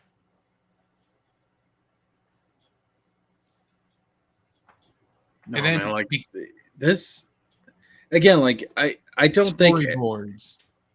I mean, Eric didn't do anything like this for Rippaverse. No, like his concept art was just like the character reference sheets and then just the notes and stuff, but this is like the production. I'll tone on a walkie-talkie, dancing and singing. Yeah, that's what you get. Like this is all the production $75. stuff. That's beautiful right there. Damn. So this is like every single piece of art they've ever made for like the DVD covers, the posters, all that stuff. How they did it, breaking it all down. Here's like the original DVDs and stuff. Oh yeah, this one especially. I remember this. Yeah. See, George is telling us to monetize everything we've been drawing, like even all the discarded panels and shit. This is exactly like I save everything. Like yes. Here's like the chibi art, the video games. Because I'm telling you right now, if you make something that takes off, you're gonna have a dedicated fan base that wants shit. It has to take off first. That's the key issue. But you need to save all this because if it does, they want stuff like this. Because I know, the video games. Because I know, like, I'm always fascinated with the development of, like, I was watching this whole, it was like an hour and a half video talking about the concepts of Kingdom Hearts that didn't make it into the final game, and there was stuff in there that even after, what is this, 2024, even after 22 years of being a fan of the series, there was some stuff in there that even I didn't know about. Yeah, here's the chibi shorts, and then these they saved even like the little sticky note sketches they would do and put up in like the office and stuff while they were working on it. They saved all those because they said during like pitch meetings or during meetings they would just sit there and doodle. So then they saved. Oh, I should do that. I'll have to ask George, because you know what I would do is I would draw the panel first, and then George would say, "No, fix this and this and this and this." Maybe I should do that. Do the same thing. And then because this is a modern print, post the thing with the corrections and everything. That would be hilarious. This is a modern print. So they have like they auctioned off stuff during 2020 and stuff during pandemic. So like they had like the art people do these drawings, so you get to have them. Oh, look at that, sketches. I know I sound like I'm memeing, but I'm genuine. I keep telling Finbar, make an art of Finbar book. All sketches, all inks. Yes. Top to bottom, like random Frogman stuff, but just draw it. Even if it takes 10 years, even if it takes 4 years, whatever. Yeah, we need that Art of Finbar book. The art book. I know, like, for example, there was some artwork of the world map icon for Destiny Islands in the first game, and there was, if you look, like if you zoom in on it, it has like slides and stuff that are going around the island, and one of the theories is that originally Destiny Islands was going to have like a tree trunk, like sliding mini game similar to what's in Deep Jungle. But whenever Destiny Islands got redesigned, that got shifted over to the Tarzan world. And I thought that was fascinating. There's like this dining area, like this like the tree house in Destiny Islands was going to be bigger. It's going to have more detail. There was like a dining area where the kids were going to eat and stuff. I didn't know anything about that until just in the last couple of months. As far as like world concepts, I knew originally Toy Story was planned for the first game. Jungle Book was planned for the first game. I know they were thinking about a Gargoyles world in the first game, but I had no idea that Atlantis: The Lost Empire was actually considered for the first game. That's crazy. Yeah, that one I didn't know about. That should have been there. Of all worlds, that's the most interesting one. Yeah, that and Treasure Planet. Yeah, well, I do know Treasure Planet was considered for the 3DS game that came out because they actually found an unused Those area. were the days when Disney was struggling, but they were very adventurous. Like they tried different things. Oh yeah, like the creativity in Treasure Planet and Atlantis: The Lost Empire is really good, and I wish Disney would go back to that. In all honesty, did they do Hunchback of Notre Dame at all, or no? They did. At least they have that. Yeah, it's in the 3DS game. Yeah, they did. They even like gave it a French name, like La Cité des Cloches is what they call it, which means City of Bells. City of the Bells. Yeah. Yeah. Yeah, you can make the onion and banana juice. Now, I did read that apparently in the cookbook there is a recipe that is inspired by Azula. Yeah. And some people have taken that to mean that eventually Azula is going to get redeemed. So it's the problem with these cookbooks. I have a collection of gimmick licensed cookbooks, basically, of things I enjoy. But they're not in, like, they kind of write them to be in kayfabe. Like this here is written by Zuko about Fire Nation foods. Yeah. But they're not, canon. Like the Fire Flakes from the festival. Nah, she's getting redeemed. The cookbook proves it. She's getting redeemed. If you take the cookbook, well, I didn't read that Spirit Temple book that came out, so I don't know what happened in that. I don't either. I don't know if she's gotten redeemed yet or if she's gonna get redeemed, but we'll see if what that movie does. Yeah, like right there. There's the Azula thing. Yeah, this is Azula wrote this about this drink here. Yeah. Yeah, so it says, I was appalled when I first heard this drink was going to bear my name. How can something so static like a beverage even attempt to convey the sense of power I possess? May eventually convinced me to try it. Only she ever dares bother me with suggestions I've already refused. And it's not terrible. If the people of the Fire Nation see me in this way, like a jolt of lightning, cold and hot at the same time, I suppose that's not such a bad thing. That's what they write them in like kayfabe. Telling you, the bitch is getting redeemed. I don't necessarily want her to get redeemed because I think she's so mentally off that I really don't. Oh, it's that mental. Now I know who you're talking about. I was wondering who. Yeah. I mean, I barely know anything about the show. Yeah, the crazy. Now bitch. I know who you're talking about. Yeah. I mean, all women like her. That's why. Like, it's like Harley Quinn all over again. They love these mental case villains. I'm telling you right now. Like, as soon as every time I hear somebody call somebody a crazy bitch, the first image that pops in my head is Azula. Like in my mind. But then again, also the males, because they're all like, I can fix her. Yeah, with Azula, over 18 Azula that we have yet to see. You don't want to fix her. You that's part of the fun. Oh, you don't want to fix her. She's horrible. Listen, my dad taught me a very important lesson. You never put your dick in crazy. But if you're gonna, no, I'm just saying, dude. If you put your dick in Azula, and she has your post 18 kid, post 18-year-old Azula, post 18-year-old Azula. Yeah, don't give Yellow Flesh ideas. And she bears your child. She will use that kid as leverage over you. Which she would. She would. Well, yeah. Oh God, she'll raise the child into being another Azula. She will. If it was a firebender, it's not a firebender then. Not even any bender, no problem. I mean, she. I She'll mean, raise another Fire psychopath. bender. hey, you remember that Firebender. panel? Hold up, you remember that panel they had back in? I forgot what event it was at, but there was a panel where they had Zuko's voice actor. And they, Zuko. Yep. I know exactly what you're talking about. yeah, and they had Azula's voice actor, and like a fan asked, like, what would happen What if Azula went on a quest went on with a field Zuko? trip with Zuko, Yeah. and then Gray goes, she'd be pregnant, and it's like, I'm like that. Oh, like there's already Oh people. no! Yeah, there's already people that ship Azula with Zuko. And to be fair, it's not without precedent, because if you remember the bedroom scene it's in the the bedroom show, scene. It's like it's exactly the it might even be in here. the way she looked at Zuko with the fuck me eyes, I'm like, I mean, even Well, when and I she watched didn't. this, when I watched She the didn't show have the her first, makeup.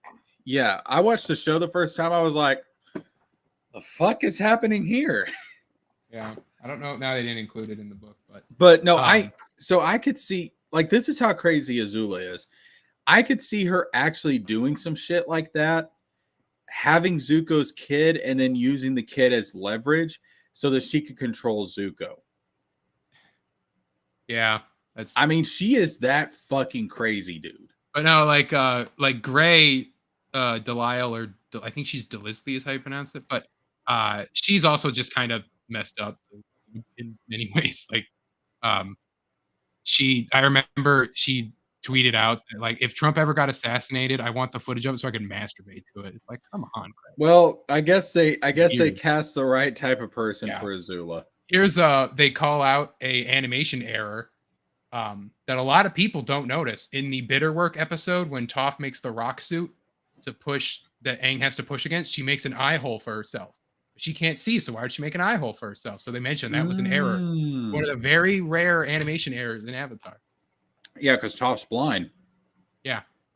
So like they mentioned that like it should have just been like a mouth hole to breathe, but she covers up like her mouth and just like pokes her nose and her eyes out. Look at that! It's Eeyore. There's Yellow flashes in Avatar. That's Look at that, yeah. That is Flu Cuddly Poops. Why should we fight the Fire Lord? He's just gonna burn everything to the ground anyways. I like Mang from the Fortune Teller episode. How old is Azula? Oh no! Oh, she's not 18 yet. She can get it. Still would. Red said, "Keep the bloodline pure." Yeah, like that's all it is. Like, look at this. Like, just like looking at this stuff, it's like, man, the background painters and stuff they had. Like the fight scene with Paku and Katara, going through all that.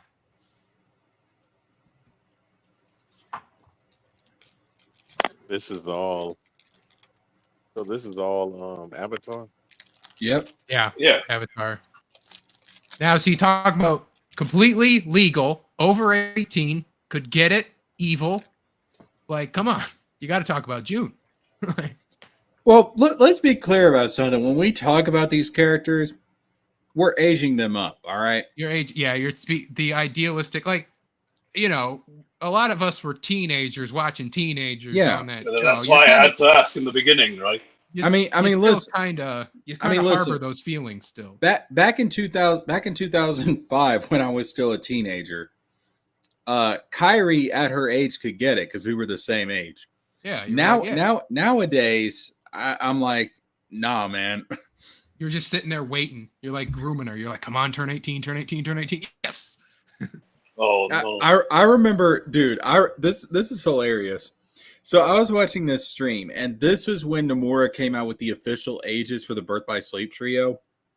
He said Ventus was 15, Terra is 21, and he said Aqua is 18, and every fucking comment in that chat was legal. She's legal, boys. I was like, wow, you guys are horny. Original concept of Jet and the Freedom Fighters with a girl here who they talk about like doesn't exist. Wait, Jet I was going to be a disavow how redhead? these people talk about these fictional characters. It's all gay. It's an early color concept by Ryuki Hyun. So like this is what they probably would have Jet with red hair, probably. Huh. Probably to do the Peter Pan comparison more, because he's Peter Pan in the Lost Boys, basically. You know what? I never made that connection until now. Yeah. That Usually people point that. Yeah, he's like a Robin Hood Peter Pan kind of combo. Okay, the Robin Hood thing I can see, but I never even realized the Peter Pan thing until now. They also say the Lost Boys, yeah, they look like them. The homage is Jet's design pays homage to Spike from Cowboy Bebop. So, like that's why his hair. Okay, yeah, that I can see. Yeah. Which, by the way, I just recently rewatched Cowboy Bebop. I forgot how good that show is. Which you also find out, like the pirate guy that was like introducing the like, come on by, you know, that guy. He's based off of like someone in the show, supervising director. Like they based him off that. Like the cat from the Storm episode, Miyuki. Miyuki is the name of one of the storyboard artists. They have like a sketch of her.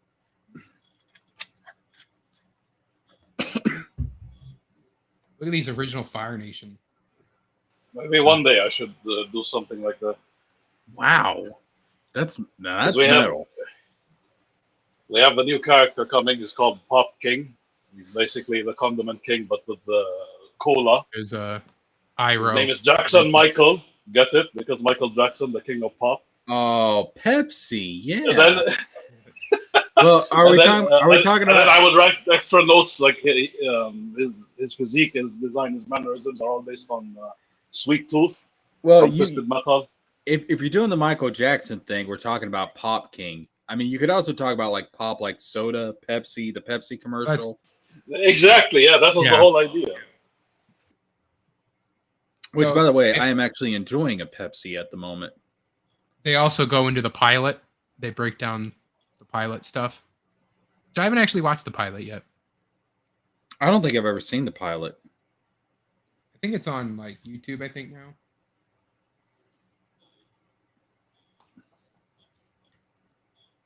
How they developed bending and how it's like they're all different martial arts and how they thought about that.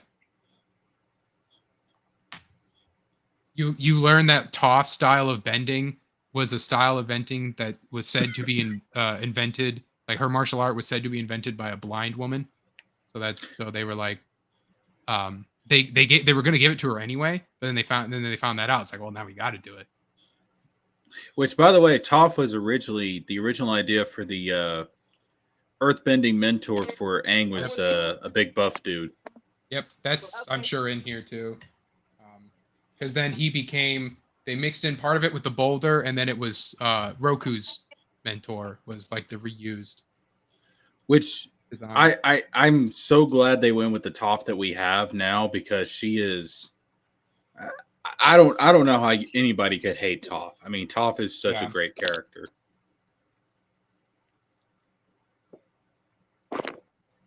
Oh, the Earth King that doesn't do shit. Oh yeah, college.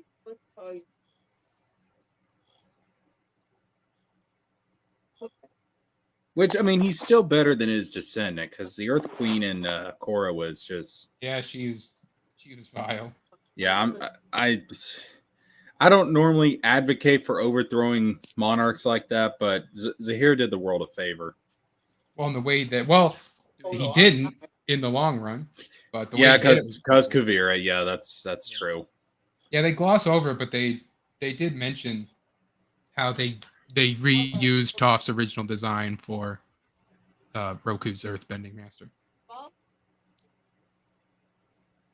Yeah, the whole thing with Toph, I mean, her being, this little girl, and yet she's this powerful earthbender. I love that subversion. That sounds like such an Akira Toriyama thing to do.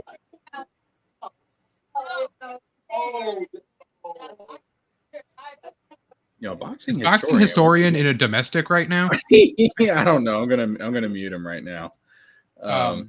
Here they talk about the their original concepts for everything, and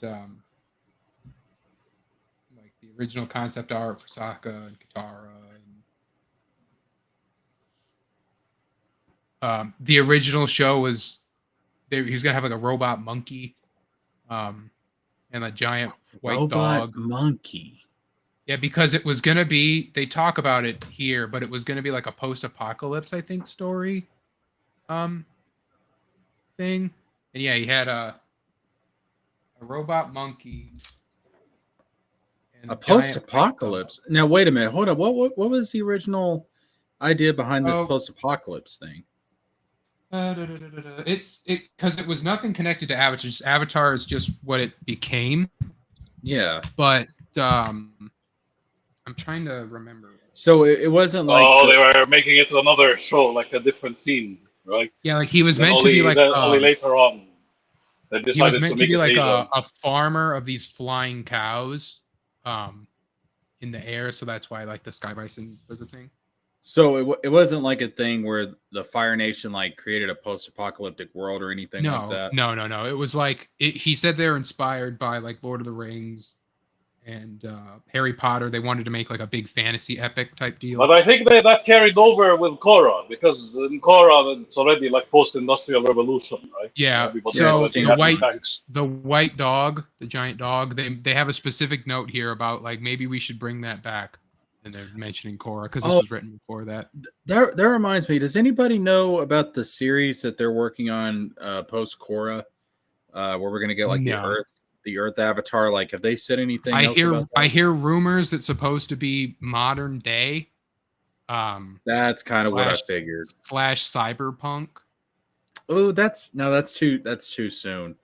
I mean, I don't know. Again, I don't know exactly when Korra would die and the Avatar would reincarnate. Yeah, you could argue that maybe the spirit vine, like the technology that they used to make that big cannon, could lead to a big cyberpunk like revolution again. So it could actually speed up development of the world. Yeah, possibly. Okay, that's like a crazy energy source. Okay, yeah. All right. See, I was thinking, well, if we're because when I think about Korra and steampunk, I'm thinking like early 20th century, like the early 1900s. It's 1920s is what it's kind of based on aesthetically. So I would think, okay, well then the next step would be to transition into the modern world, like 80s, 90s, 2000s. That seems like where we would go from there. Not cyberpunk. Like that seems like it would be the next fire-based Avatar. But think about it. The logic behind it, right? It would be cyberpunk because they have magic, right? Yeah. So they'd reach to where we're at, but they have a boost. They go further. Yeah. Well, they have bending. Which I'd make it more like Shadowrun. Have any of you guys played Shadowrun? No. Shadowrun is like a cyberpunk world, but with Tolkien type races in it and creatures. Oh, that sounds cool. You should play it. You can find it on Steam. I might have to look into that. It's called Shadowrun? Yeah. It's like an OG type turn-based RPG, like isometric. So RTS and everything. Yeah, you were talking about like supplementing materials and all that. Oh yeah. I've got Rudolph Valentino. I've got the DC one and I've got the Marvel one. Yeah, I got both editions. There's earlier ones, but who has the time?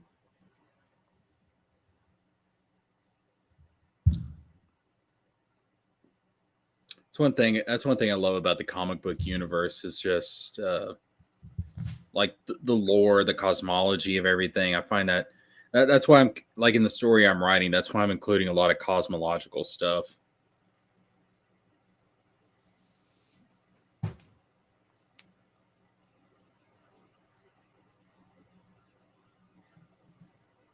if you want to get real old school.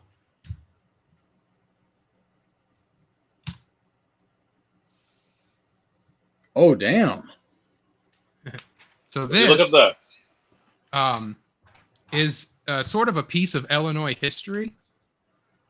This was made to coincide with the creation of Metropolis, Illinois, which I've actually been to.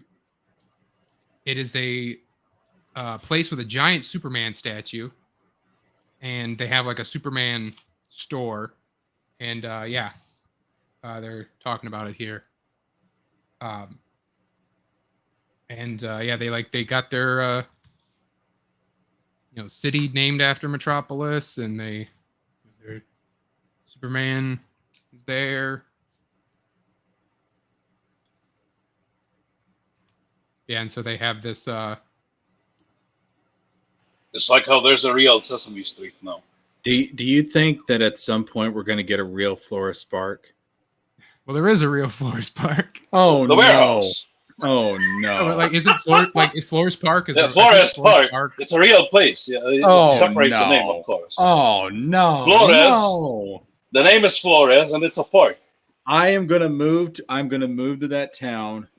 I am going to run for office to get on the city council just to change the name of that place. Yeah, look at that. But one thing this has in here, which is like its big marketing thing. Find it. So it's like the origin of Superman. It's a big like just Superman introduction. So for everybody who doesn't know out there, can you explain the origin of Superman?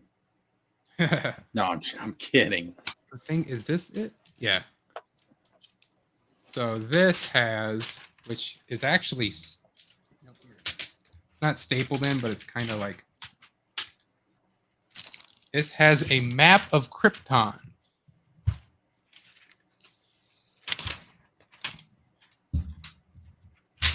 Which can't fit on there, but which the Krypton TV show and Sci-Fi actually use this as a reference, this very map from this book. Really? They have like they mention like the Arctic places. Was that any good? I enjoyed it. I thought it was good. Yeah, I never got the chance to see it. It got canceled too soon, but like what was the premise of it? It was Adam Strange, the space travel guy, had to go back into the past because someone was trying to erase Superman from existence. Or, well, a villain of Superman's went back in time. He figured it was to erase Superman from existence. So then he has to go back and team up with Superman's grandfather to find out what was going on. And the grandfather was like, I don't care about this. I don't know what a Superman is, blah, blah, blah, blah. And they basically, it goes into like Krypton's government, its religion. See, they should have done the same with Gotham. If I made Gotham, make it about Thomas Wayne and him, dealing with how Gotham had its own villains back in the day. Yeah, so like the Court of Owls and shit, And then you get to see the history of Doomsday. Brainiac tries to invade, and then Brainiac basically takes over as the religious figure of Krypton. You see Doomsday for the first time. You go to like the history of the Zods and the Zods connection to the L's. Jor-El. Now that sounds cool. It was really cool. It was really good. They almost put it in the Crisis on Infinite Earths crossover, where there was just going to have like a scene of like Superman watching a hologram from his grandfather explaining something, and it was going to be that actor from Krypton. It's like, man, I would have loved that, just because it would have been just like, here you go, Krypton. And then the finale ends the show on a cliffhanger that was either going to set up the Thanagarians, which is like Hawkman and Hawkgirl, or Darkseid and like early Apocalypse, like War or something like that. So they were gonna go with the Hawkman Hawkgirl thing from I guess it like their storyline from the animated universe, the Bruce Timm universe. It wouldn't have been probably Shira Hall and Carter Hall, but it would have been like the Thanagarian, aliens. Okay, yeah. So not the reincarnation thing. No. They may have had like classic versions of them and done that. Who knows? We didn't even know if it was confirmed to be Thanagarians because all you saw was an Omega symbol painted in blood and then winged people in the sky, which might tell you it's parademons. But I remember at the same time they were supposed to do Thanagarians. They were talking about that. And like there's like the Omega Men or something is like a Thanagarian thing. But there was also they didn't get to tie in the original Nightwing and Flamebird because Nightwing and Flamebird are like Batman and Robin of like Krypton legend, and they were gonna work those in somehow, but they didn't get to do that either. But they wanted to like I said, even pulling from this book, which was just like I said, just handed out to advertise Metropolis, Illinois, for $2. It's just they're like, which this is 1973 is what this is from. So I guess, well, $2 in 1973 it's a good amount of money, I guess. But yeah, so they pulled from this book, which I got this at a garage sale, like a couple of bucks, because the guy just had a stack of them. Probably just had his dad or whatever ran a newsstand back in the day, and they had a bunch of these, and they didn't hand them out. God, that's cool.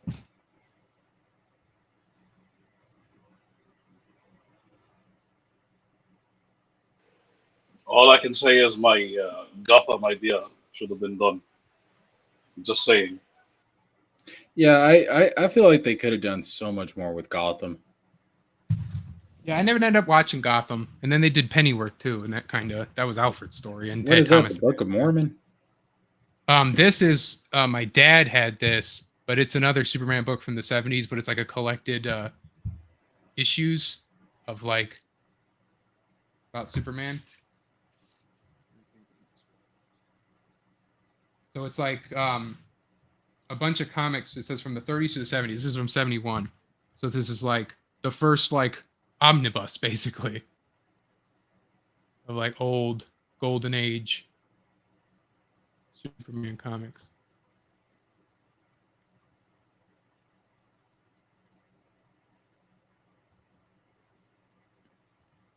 Dude, you've got one hell of a collection. I got a bunch of just random stuff, and it's like I have board games, some old, some new, some just random.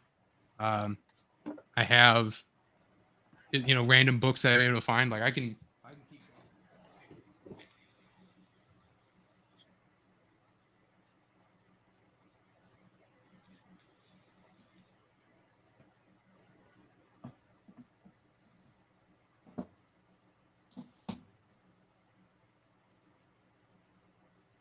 Our next grift, board games. Let's fucking go, man.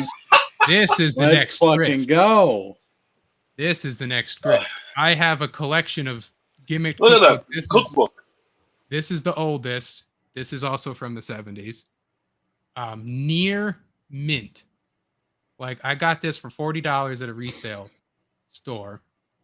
Near mint. It just has like some roughing just from what I've done with it.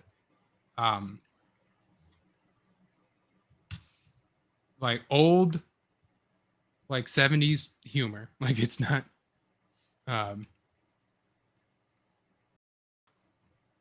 it's not really like super gimmicky. See, I wouldn't mind making something like that. Yeah, it's mainly more just like if you're gonna make food, here we're gonna tell you how to make food.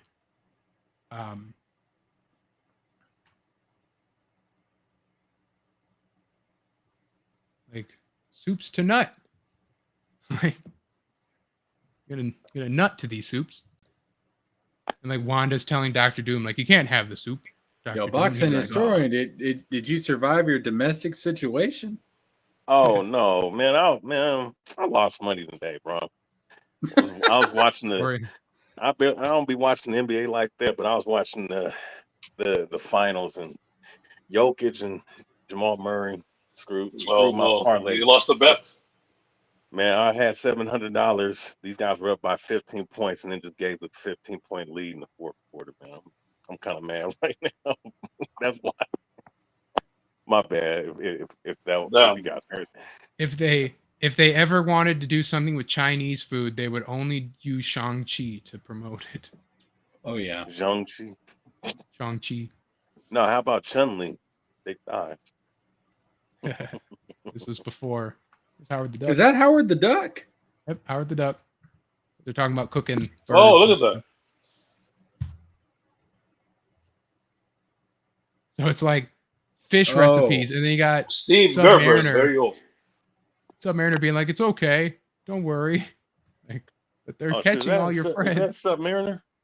Yeah, and then down here, this is an Inhuman. This guy. Yeah, that's Submariner right there. Inhuman. No. You're saying it wrong. Submariner. Yeah. Hey, Eric July. Exactly. A question for y'all: Who's the stronger of the two, the Inhumans or the Mutants?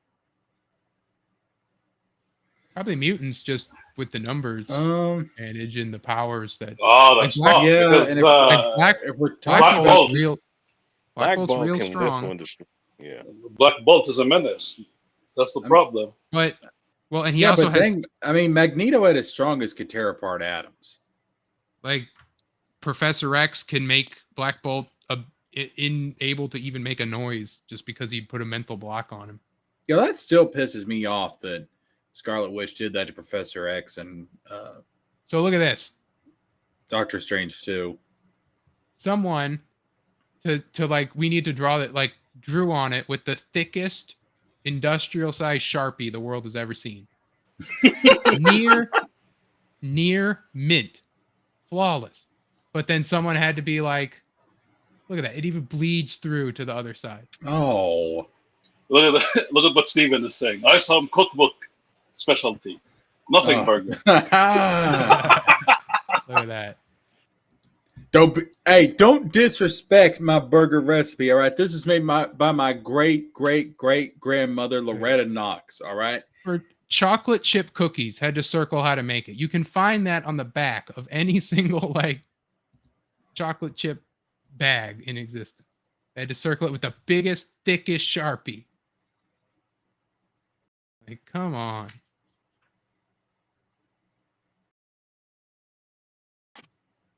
How old is this book? This looks like from the 80s. This is from the 70s. 70s. Yeah, popcorn balls. Close. Big, thick Sharpie. They're not even circling stuff that's that difficult to make. Yeah. And then look, it bleeds into the art. If you would have used a pencil, could at least erased it. Wouldn't have destroyed it. I think they're kayfabing that this is someone's actual book. Hey, I got that book. How to this draw is someone's comic book characters. I remember having. TJ, someone did draw on this book. Someone. Oh shit! Yep. The previous owner, whoever it was. So it's legit. Oh no! Circled on. They actually did. Big. Yes. So it's near mint book, but then those 3 little circles, the thickest Sharpie possible, for nothing, for no reason. It's EBS is Sharpie. Geez, makes you cry. So yeah, so this is How to Draw Comics the Marvel Way, which they're still reprinting because I have a modern print of it. This is a second print, so this isn't from the 70s, it's from the 80s, it's from the early 80s. It's a second printing.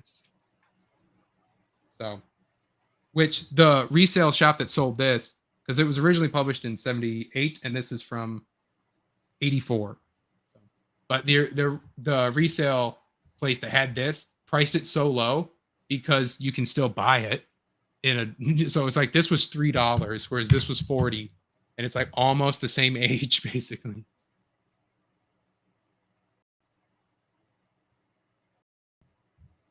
Does anybody remember that video that Marvel put out with Stan Lee? It was How to Draw the Marvel Way. Yep, that's the version of this. That's exactly this book. Oh, this is the book version of it. Yeah, it's the book version of it that they. Yeah, I have a copy of that book now. Yeah. And they basically they made a show version of it. I think they sold it on DVDs on or VHSs or whatever, on a set on like not really telethons, but like those like product selling things. I think they sold it on those. Oh yeah.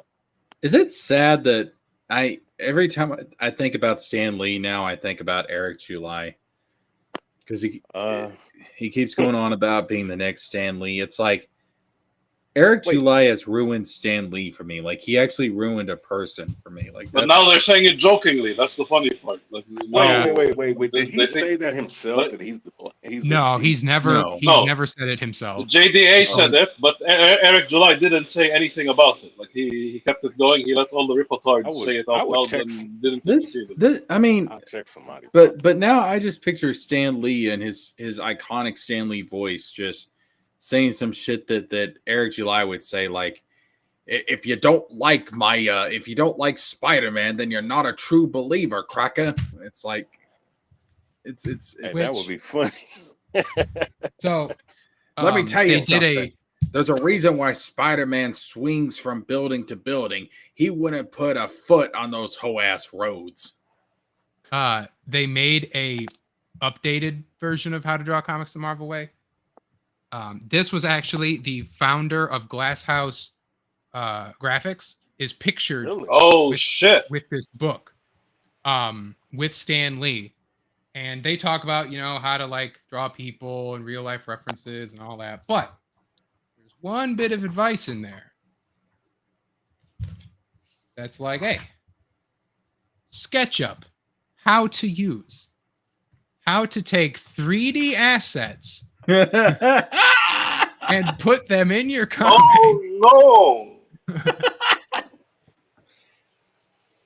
Co-signed by Stan Lee, because as Eric says, the pros use 3D assets too. This is the Baxter Building because they need Baxter Building to look uniform. They have 3D assets for it. The Baxter Building. But they also mention trace over them. Do not filter them. So that is the big difference. Which is what they did. They filtered. They didn't even trace. But yeah, it's like I've said this entire time. It's not about the 3D assets. It's about how you use them.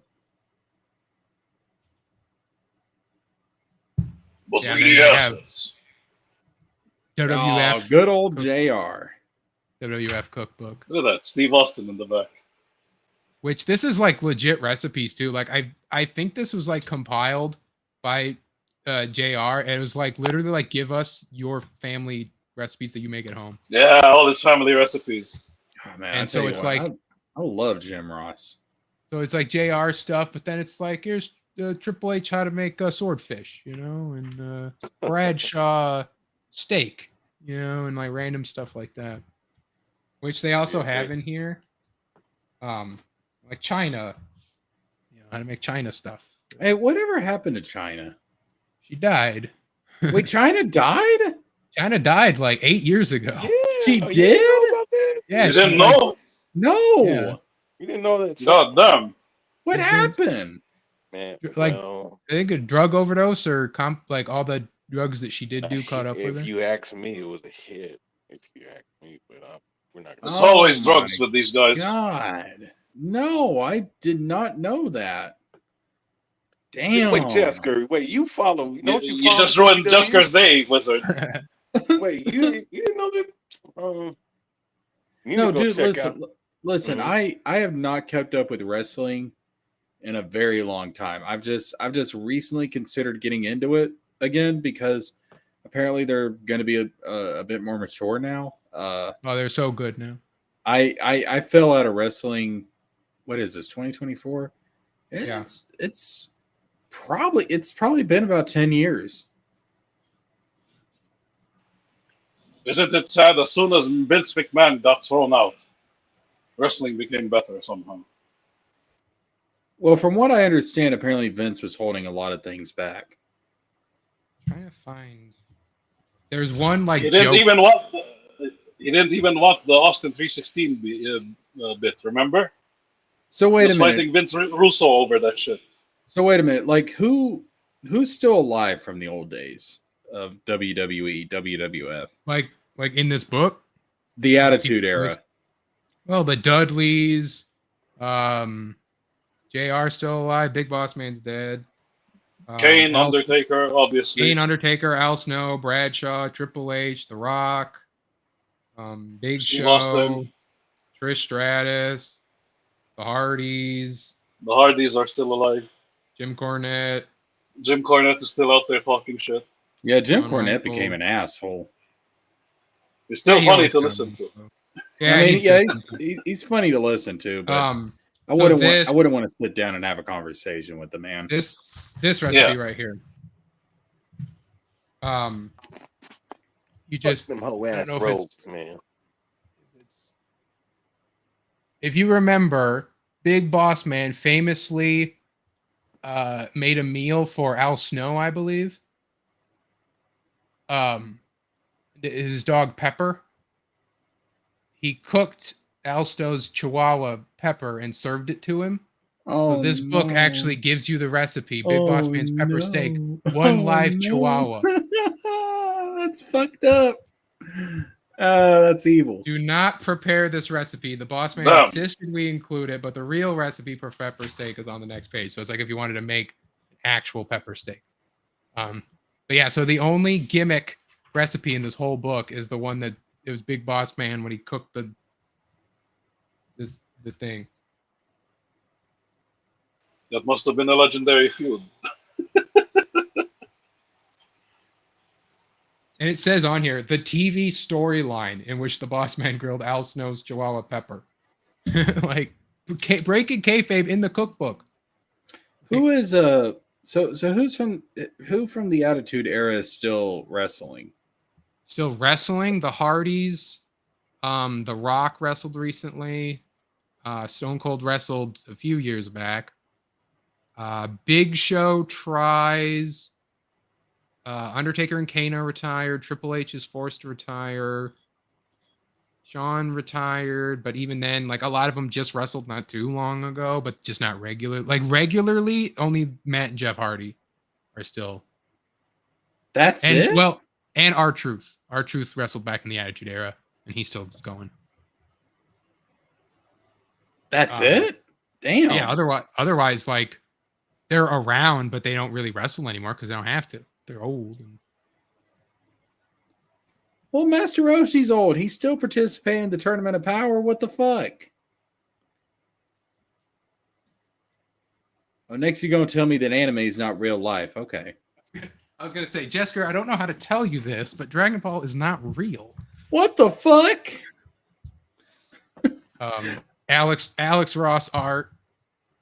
I only have the Marvel one. I don't have the DC one, but you can't compare. Can't compare yourself to.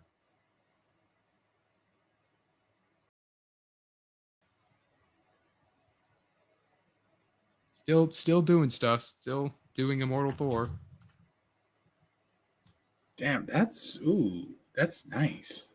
Yeah, Alex Ross is amazing. Like just his like photorealistic. Oh my god, yo, this is that Green Goblin picture. That's a good Like this one. is like recent art that he did. Oh, can we just say right now that Norman Osborn, especially in the comics in the mainline universe, Norman Osborn is a disgusting human being, and the world would be better off without him. Yeah, I mean, well, the one storyline where he had kids with Gwen Stacy got retconned. Yes. Wait, it got retconned? Yeah, that didn't happen. It was a trick by Harry and Mysterio. It did not happen. Retcon. That just got retconned like a few years back. They got rid of Way. it. No, that did not happen anymore. It's gone. Yeah, that Gwen Stacy thing, that was fucking. To be blunt about it, Norman Osborn cucked Peter Parker. No. I mean, that's what happened though. It's like, damn. Like that's why when I hear people debate, oh, who's like Spider-Man's arch nemesis? I don't remember Doc Ock or Venom cucking Peter. I do remember Norman doing it.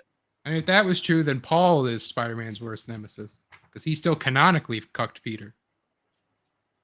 Oh, so that didn't get retconned. No, that's still. Didn't Flash Thompson do the same thing? Or am I remembering things Wait, wrong? wait. Who did Flash Thompson sleep with? I don't know. That's the problem. I can't remember. I still gotta get. But I know Flash Thompson. He's that type of guy. He would steal one of Peter Parker's guns, I think, but I'm not sure. Wait a minute, go back a sec. This one? Damn, that's a beautiful picture of Galactus. This is a book you can buy. This is Marvel's. Every single panel is done by Alex Ross. Good the whole comic. Lord. It tells the story from the 40s into like I think the 70s, all from this guy's perspective, Phil Sheldon. And this is J. Jonah Jameson, his like friend, and then you get to like see them, and they literally like talk about the fact that it's like a man burst into flames the other day. This is the Human Torch, the original. They're like a man burst into flames, like in front of us, and like they make it like it's like what is happening? Like this guy's like what and it's basically the idea of like this is the very first superhero, was Human Torch. And then Submariner comes right after, and they talk about how like a guy from Atlantis just walked on shore, and then at one point in the Marvel comics back in the day, Submariner flooded New York, and then in the next issue everything was fine. But in this book, they're like he just flooded New York, and it was like, and depending on the book, Submariner would be a good guy or a bad guy. So they talk about that in the story. It's like he just keeps flipping back and forth. We don't understand him, and they have to deal with this through the 40s, and they go in like World War II. It's and a wild card. Yeah, they show like Captain America fighting World War II, and then they get to the final chapter is when Galactus showed up for Fantastic Four in that trilogy. That fucking Galactus picture, that's fucking that. I need a poster of that. Holy shit. So like they talk about that, about how like this is the end of the world. The world is ending.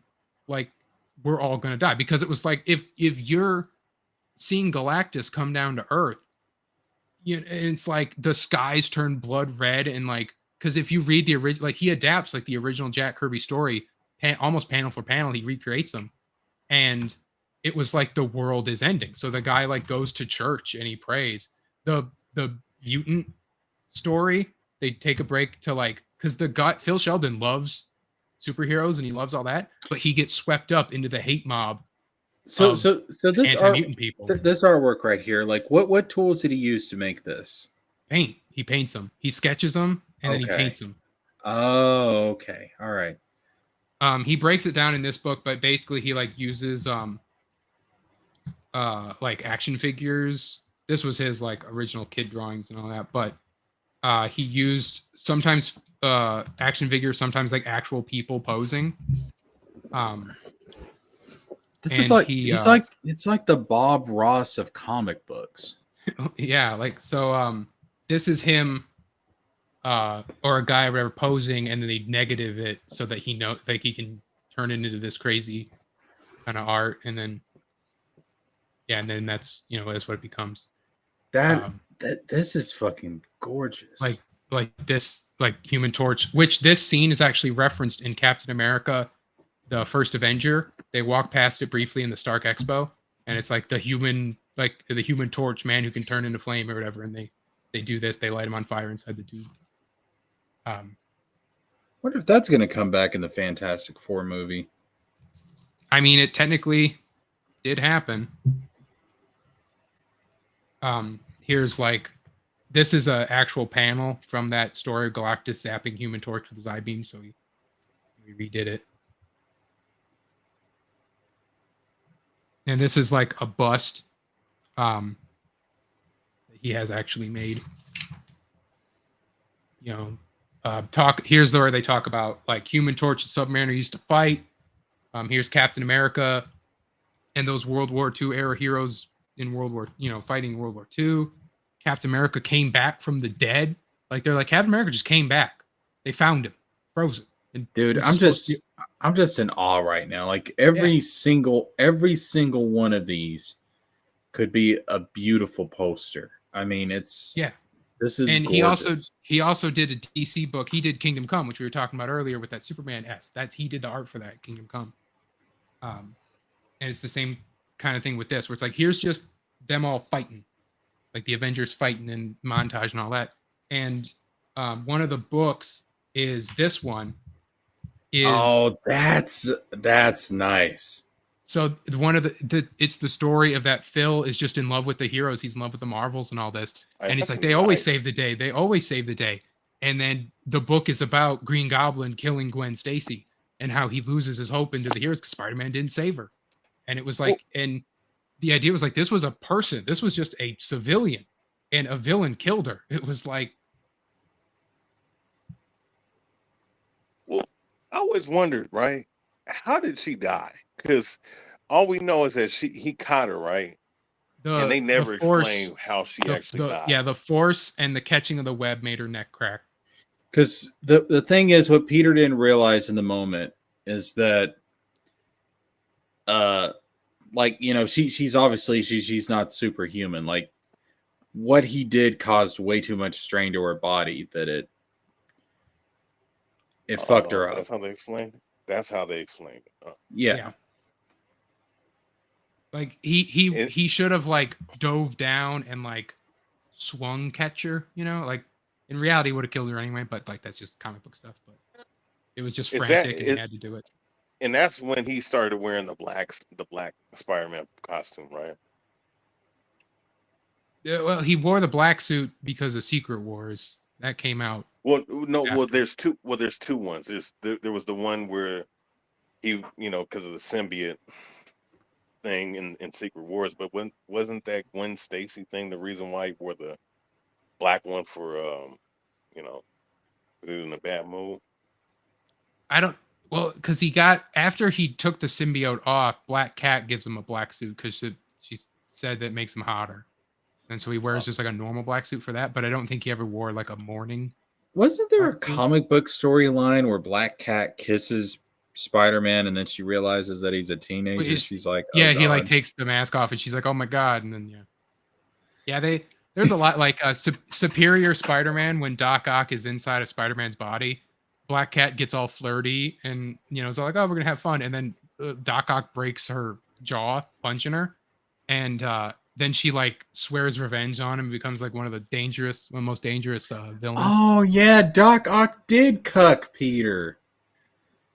I mean, technically, yeah, because he never slept with Mary Jane or any of them. You talking about who actually, I think, almost did cuck Peter? Wolverine got body swapped with, I think, Ultimate Spider-Man in the Ultimate story, and was all like, "Oh, Mary Jane's sexy and redhead, and that's what I like." And I think, I swear to, I love Wolverine, but I tell you what, some of the romances he ends up in, just, let me not be over dramatic. I don't care for. Let me put it like that. Yeah. And but while Peter was getting like Doc Ock's memories or something, or during the mind transfer process, he saw Aunt May and Doc Ock have sex. So he was forced to watch like that memory of that moment because they did date in the comics. So he was forced to watch that. Damn. I swear what to they God, do man. What Peter they do Parker. To Peter. Peter Parker, man. Like, I'm not joking when I say like Peter Parker embodies the idea of perseverance. Just keep going no matter how much shit you go through. Because my God, these writers put him through some shit.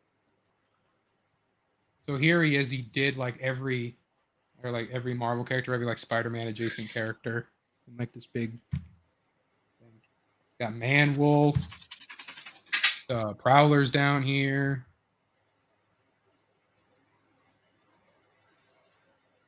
Hammerhead, the Sinister Six. God, that Green Goblin versus Spider-Man picture. That's. I mean, it's just like the colors, the angles, the. Well, a lot of these, this part, is he's talking about like how he a lot of these is him taking like the original things and doing them again. So it's like I think this was in Marvels, or this is a cover of Spider-Man. And like same with like this one. Like I remember the library grabbing Marvels and just read. Like I didn't even read it. I just looked at the art and just like looking at it, just like wow. I did the same thing I think with Kingdom Come. where it was like, man, So So was this John Romita Jr.'s work? um, this he talks about John Romita Sr. Here, this is Alex Ross doing this. Oh yeah, Alex. Okay, yeah, Alex Alex Ross, Ross. because he did the earlier 2000 Spider-Man stuff, right? so talking about Wolverine and Mary Jane, how bad has Marvel gotten with the censor? Because again, I'm not. It's probably been 5 years since I've read a comic from Marvel and DC. Like, how bad have they gotten with the censorship? Does Wolverine still have cigars? Probably. I haven't read it either, but I'd imagine. Okay, I didn't know if Because we like got. there's still comics where they murder and kill people. So Oh, okay. Because I remember Look at used to that. back in the day. I think Mary Jane used to smoke, didn't she? probably just in with that like filter, cigarette thing. Yeah. Well, I'm gonna tell you something. This Wolverine Predator crossover pretty brutal. So Did any of you watch the Logan fan film that came out the other day? I haven't seen it yet. It's Logan. It's like a alternate universe where they're in the Viking era, so it's like a Viking Wolverine. Like has this pretty cool fight scene with a couple of guys. Oh, yeah, I've heard about it, but no, I've not seen it yet. Yeah, I watched. So, it like, earlier. is it actually like supposed to be a version of Wolverine? Yes, like he says, "I'm Logan," and he has the claws, and he has the healing factor, and he's Oh. short, and they call him short, and they call him the Wolf, um, but it's basically like it's an alternate universe type deal because they're all like the credits, they're all like Swedish guys or whatever. They're all like Nordic guys, so they wanted to make a fan film, but it's like got all this Viking stuff, and we have the accents, so the Viking Spider-Man or the Viking Wolverine.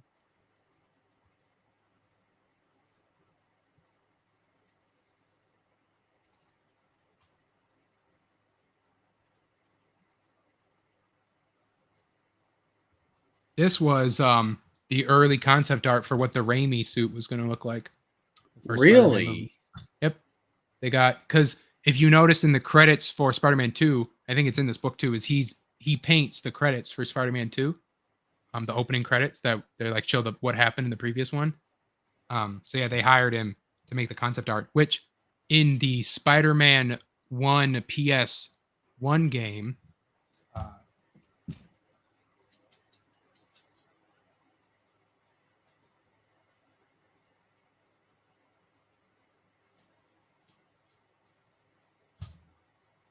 actually, this is Spider-Man 2. Thought it was Spider-Man 1, but Spider-Man 2. You can set the costume to be this version, and there was also a cut Green Goblin that I think it then becomes like Green Goblin becomes the other Green Goblin version, something like that. But. Yeah, originally the Green Goblin in the Raimi series is supposed to be more comic book Prosthetic. accurate. Yeah, he's gonna be prosthetic mask. Yeah, so here's like the credits.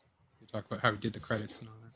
Which it's weird that we've never gotten in live action. We've never gotten like a comic accurate Goblin.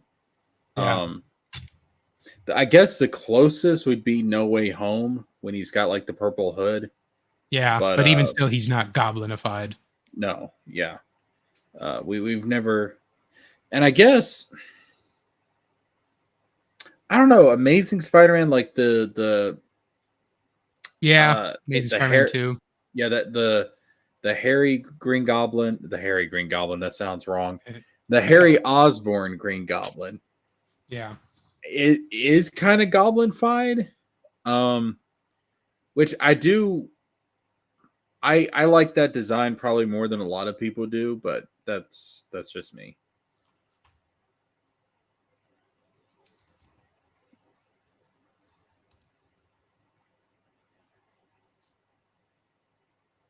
some Black Panther. I thought it was Isom for a second. Oh, but then he's right over Black Panther. Yeah, he does the covers for Immortal Thor right now, and they're pretty good. He did Immortal Hulk too.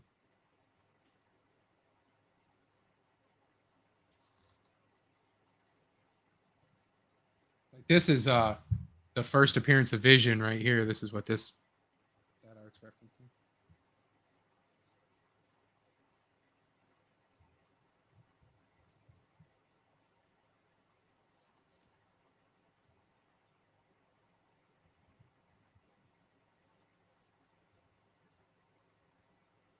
God, man, he's like just So this look is like at that. this is his real life reference. This is what he like. This is a real life thing. That's why there's reflection looks so good. Which also continuing my collection stuff.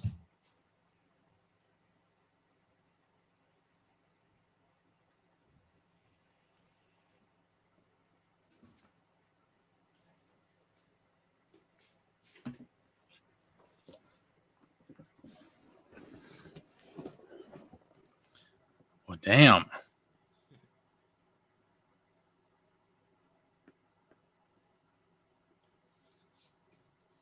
Another resale shop find. This was at Goodwill. Still in the box, but I had to take it out because the box was like dented. It's actually just like a toy, like costume piece that would probably be on like Toys R Us back in like the 2000s, but it's like the retro Iron Man helmet. Yeah, before the MCU. Which if you want to get like Iron Man replicas, you can only get MCU ones. So like this is rare. Yeah, that's the problem, you know. Which I mean, and to some extent, it's a good thing as far as marketing, but it's a bad thing too because the comic books and the movies start to blend. Yeah. Like Alex Ross does like this retro Iron Man suit, and he can make it look just as real as any other. Yeah, it's like the metal stuff is when it's just like you're just showing off. Like there's reflections and light and everything.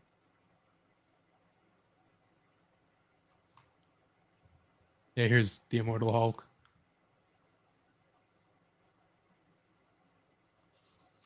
Did he do any I was about to say, did he do any like the Gray Hulk? I don't know if well, I think Immortal Hulk has the Gray Hulk in it because it deals with his like other personalities and stuff.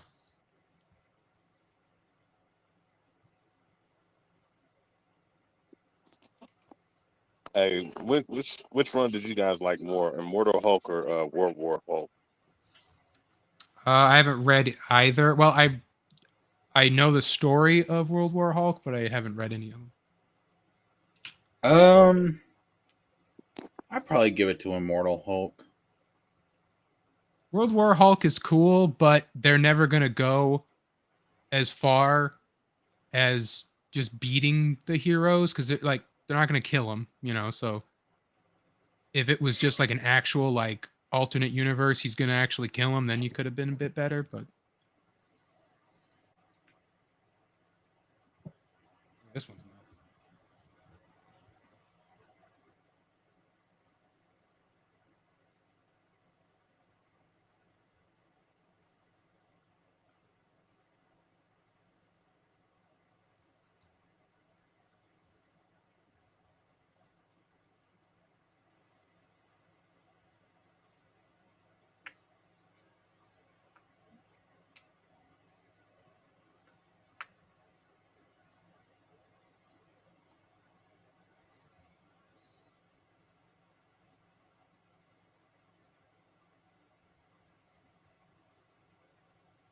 Now this I'd get like framed, printed and framed in my room.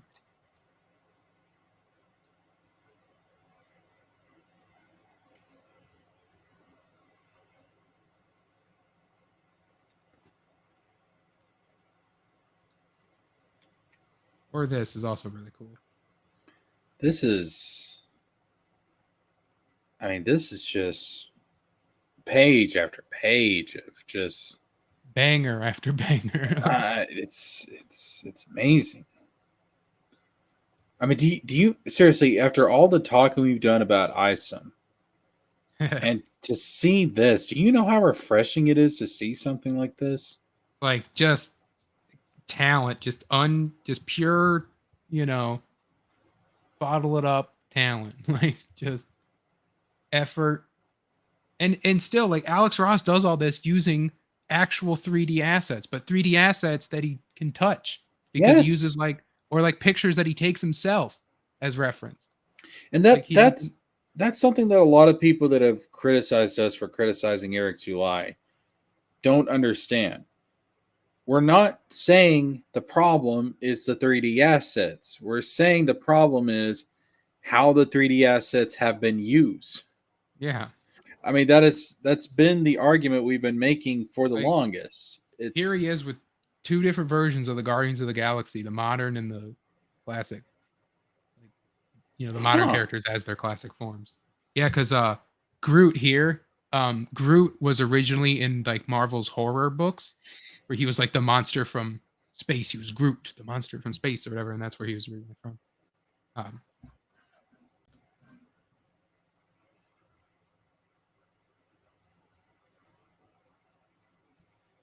And here's the original Guardians. Here's Yondu.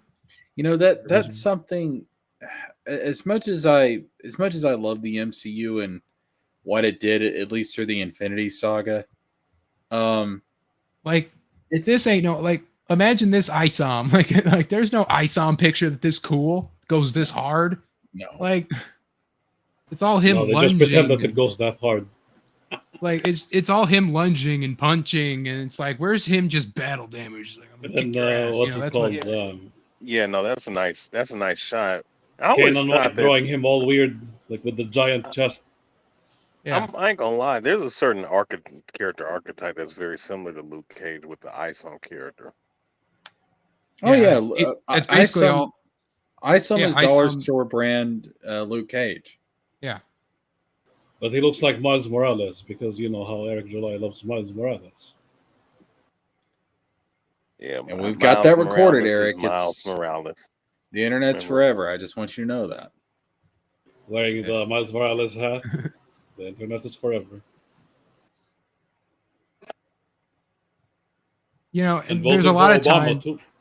There's a lot of times looking at art, you know, and I'm just like, man, you know, life ain't fair. You know, why can't I draw like that? But with Alex Ross, I ain't even mad, because it's like, I ain't mad.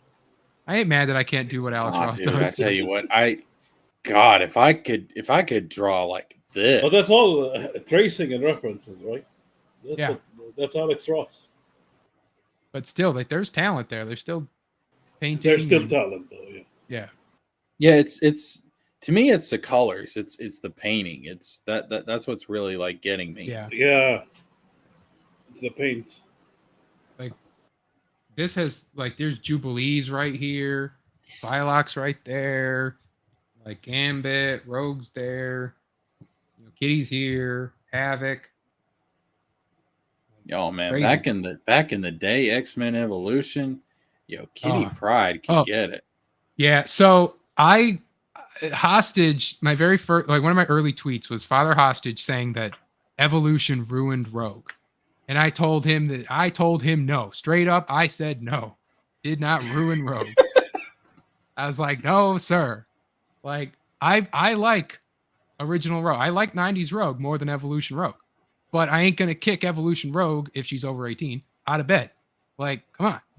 Yeah, I mean, I don't know. I kind of still take Kitty Pryde over Rogue. I mean, well, I mean, yeah, I mean, like, yeah, with her high school, like, kind of attitude that she had in those, and I mean, assuming that she's out of high school. Well, I mean, I'm saying, like, her, like, she was fun, is what I'm saying. Like, she was a fun, like, you know, energy in that show. I gotta rewatch that. It's been a while since I rewatched. Yeah, that.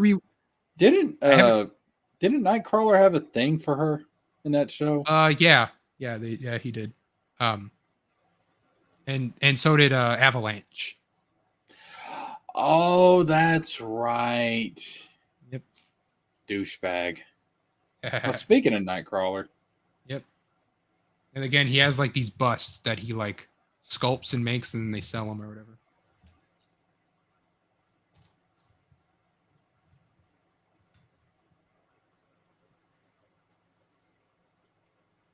Yeah, I haven't watched Evolution since it was free on YouTube back in, like, the day when they were like, oh, we'll put them out on free. Who cares? There's no Disney Plus, whatever, you know? And then they took it all away because they're like, we can't have that free on YouTube. Are you crazy? Yeah, I've got Disney Plus. I recently, and by recently I mean like in the last 6 months, I recently rewatched X-Men Evolution. Evolution is canon now, don't you know? I gotta rewatch all those. I've been doing. I hit the DC animated universe and the Batman, and I'm finishing Brave and the Bold. So I hit the DC side hard, and then so I'm gonna go do Marvel side next. Earth's mightiest heroes will always be better than the MCU. I'm just putting that in out many, there. in many ways. Always. In many ways. I wish it got an actual ending. Yeah. Like it kind They of ran did, out but then of they things did to do. that. Like they wanted to end it quickly, so they said, Galactus. Here we go. Like they had their ending, and then they said they had that extra episode where it's like, hey, we're gonna keep going, and then they didn't. With like Surtur and all that. This Nightcrawler design goes kind of hard. Wait, is that Jean Grey? Yeah. I I almost like that her outfit looks like an X, right? The black. Yeah, Yeah. that's like they're doing that for all of these, like, Oh yeah. and then Nightcrawlers with the purple Oh, and like that's the See, collar. they should do that for the live action. I like. They won't Yeah, do it. I'm digging these costumes. That one I could do without. Ooh. You had me, and then you lost me. Okay, now don't get me wrong. I like the orange and black costume from Evolution. It's the stripes is what this would He be didn't good need without. the stripes. Yeah. Maybe just those ones, but not all of them. This is Or kind put of the too stripes on the uniform. arms. Yeah.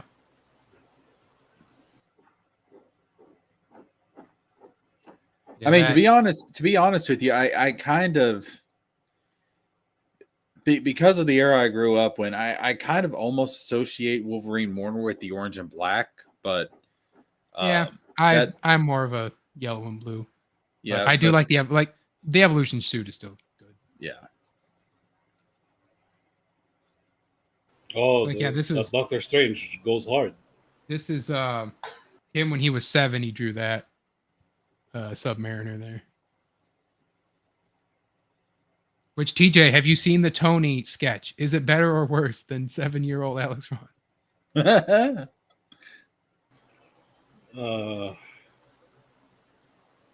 More basic. Like Tony's is more Because basic. it was just him trying to describe an action scene, you know.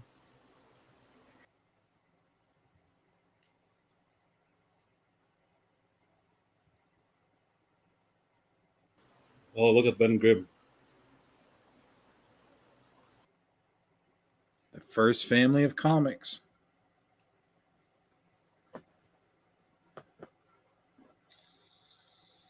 This one's like, can't really see it so much on the camera, but this is really like vibrant.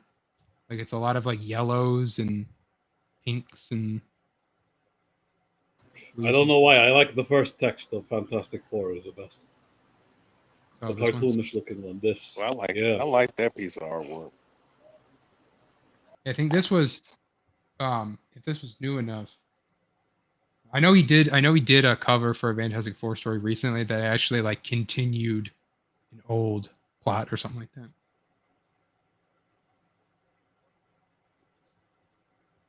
Oh, look at Doctor Doom. Oh, it's classic Doom right there. Yeah, here he is. Like, this was from a pop-up book in 2012. Does he have any Magneto artwork in here? I think so. It might be. So I'll show it when it's over. But there's a. Well, he had it earlier in the X-Men stuff. He had him a little bit.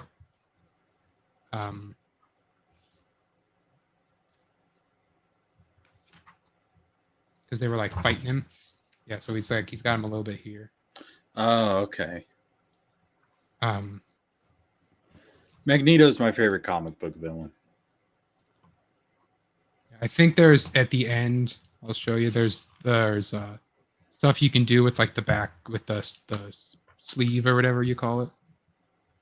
Here he is, like how he does it. So, so he takes pictures of it, wears the rubber glove so he can kind of know how to do the reflection and how to get it all right. So he has like a studio that he does it, and he hires other people to do it too. I'm telling you, man, it's like if Bob Ross did a comic book. And so here he is matching the pictures and all the lighting that he does. One of these days, when I'm completely free, I'll draw a frogman in complete acrylic. That would be something. Like look at his desk. It's cluttered, but it's all different references of different angles and different to make sure he gets it. And he has like these like busts, that he takes pictures of, or these. Do y'all think that they have all these different types of angles in the Brazilian warehouse where ISOM is produced? Here's Sinister Six. Oh, that's nice. Wait, which version of the team is this? Let's see. It's Mysterio. This is original version. Mysterio, Doc Ock, Craven, Vulture, Sandman, and Electro with the old school costume. Yeah.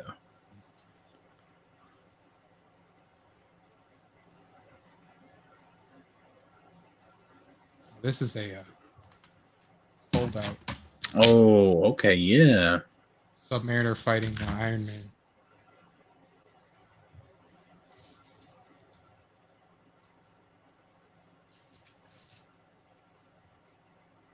This is him doing just like a Sinister Six panel. See, one of these days we'll have the Rippaverse version of this. Aren't you guys excited? Yeah, just to see I can't wait, man. I can't wait for the live streams that we're gonna do when that happens. I can't wait for Yaira and everybody tearing it to shreds. Yes, please, God. EBS is tearing that Black Widow book to shreds as we speak. Oh yeah, I was gonna do a stream on that. This is one of the covers for Marvels when they talk about the Avengers. Just the idea of giant man, seeing that as a person, it would be it'd be crazy. This man is towering above us all, Yeah, and then so the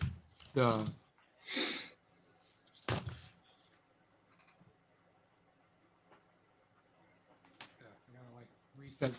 So the sleeve or the protector, or whatever you call it in a book, is made up entirely of different art pieces. So it's we'll try to show them all, but there's a reed. There's a strange. This is the main front and back.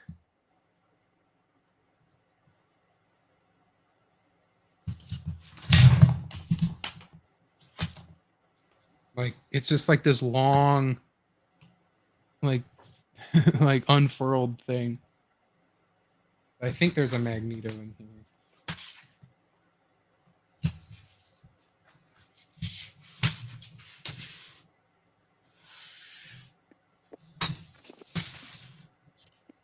There's Iron Man. And then it's you flip the whole thing over.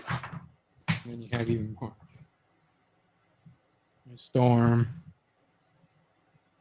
I tell you what, just seeing something like this, it just really makes you appreciate, just how all of these characters come together in this universe. It's just... There's a Luke Cage who did the glossy ISOM cover? Is it Shane Davis? Wait, this isn't ISOM? Yeah. It's better than where Shane Davis probably got the idea. Yeah. That ain't Luke Cage, it's Avery. But look at that. But again, it's because there was no art direction. They just told them, okay, draw whatever you want. And then all the Shane Davis. There's Yaira. Angry Black Man. But look at the invisible hand. So it's you still draw the face because the hand is coming towards you, but it's that's a cool effect. I like that.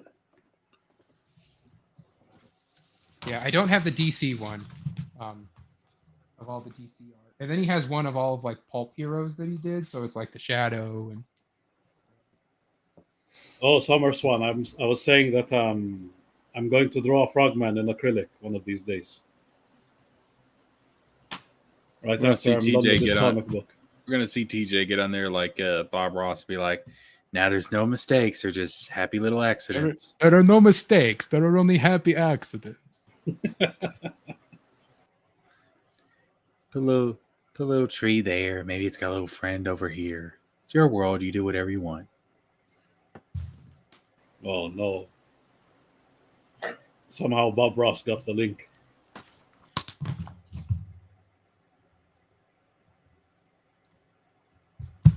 It's me, everybody. It's Bob Ross. I've come back from the dead.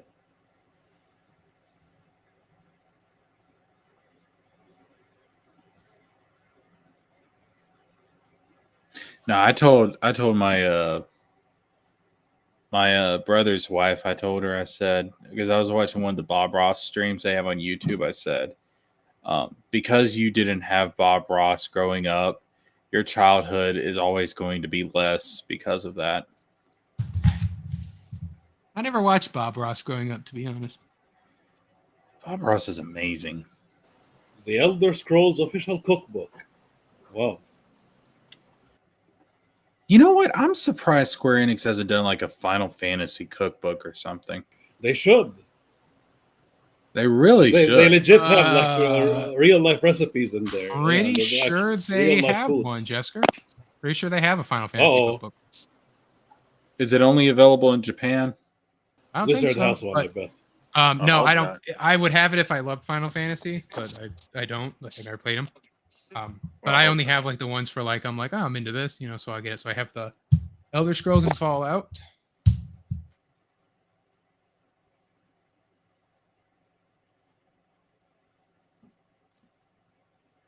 You've got such a diverse collection, dude.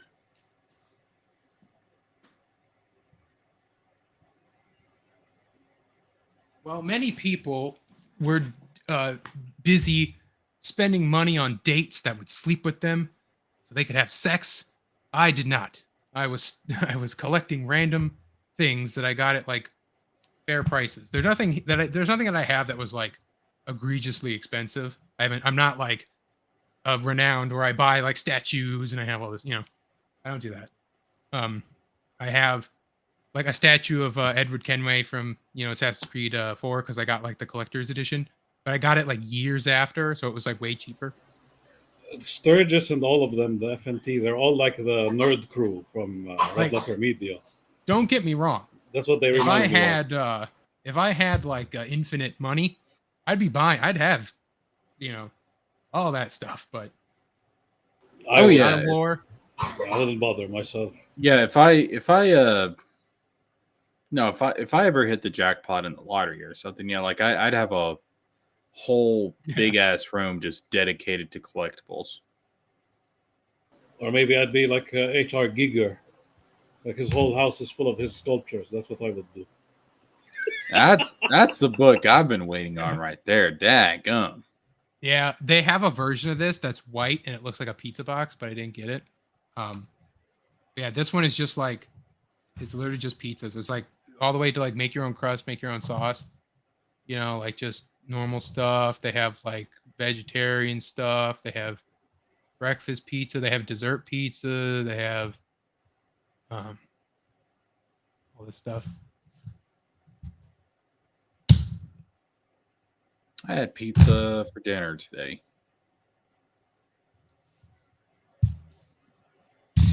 So I have the old Marvel cookbook, and so I have the modern ones too, which these are more gimmicked. Like this one especially is like if they have like Hercules, and it's a Greek food. If they have Magneto, it's like an Israeli food or whatever, Jewish food. Chimichangas. You know, chimichangas for, you know, Deadpool, and then they have like, you know, other ones like that. I don't even drink, by the way. I'm losing my pile. I'm gonna keep going. Scooby-Doo.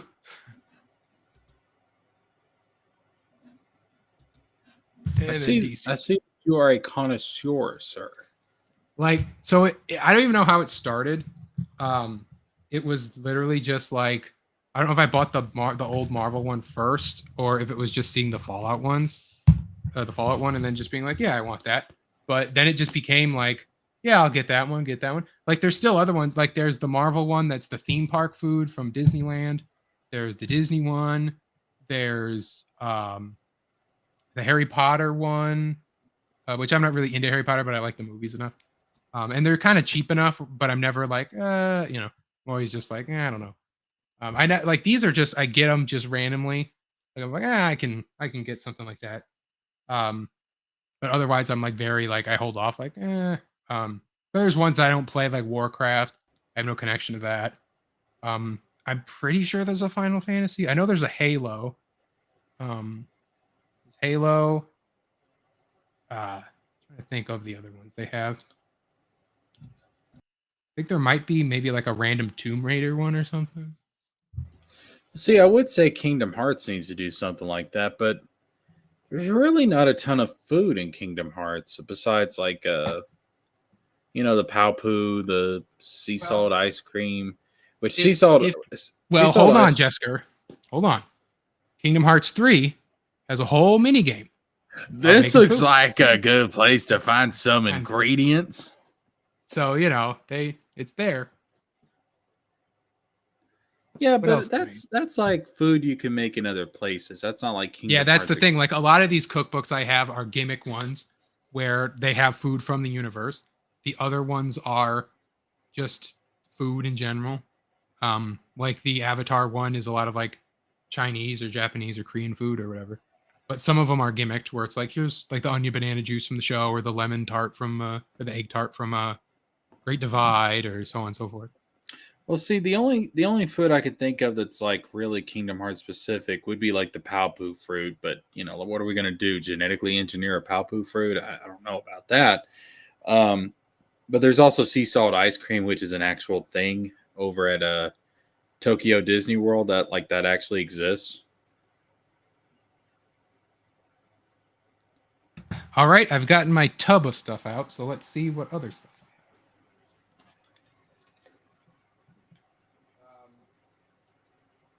I have. A Flash plush from the WB California store or something like that, or I think it might have been in like some theme park.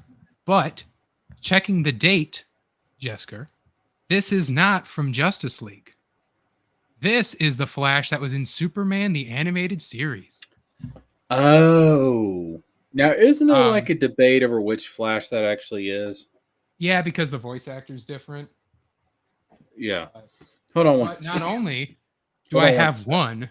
Hold on one sec. TJ's wanting to show something. Yeah, see? Oh, is that you doing acrylic?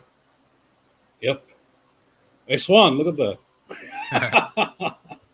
Since Summer Swan was asking. Yeah. You need to do a chicken. Before I started doing this, I got my visual arts degree. I've been painting shit like this all the time. So, yeah. One of these days, I'll go back to acrylic again. I want you to do a Rippaverse chicken. I want you to do Yellow Flash Eeyore. I want to see it, TJ. The whole stable, the whole farm. Yes, every single thing that is on Glenn Beck's ranch. That's what I want to see. Here's the thing: like it all hinges on one thing to happen, and I'm still waiting for it to happen.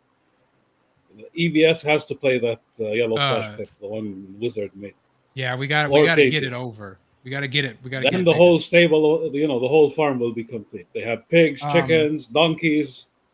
Random material that I'm not really into. I almost forgot about Miss Piggy. Kermie! Kermie! What have you got to say for yourself, Kermit?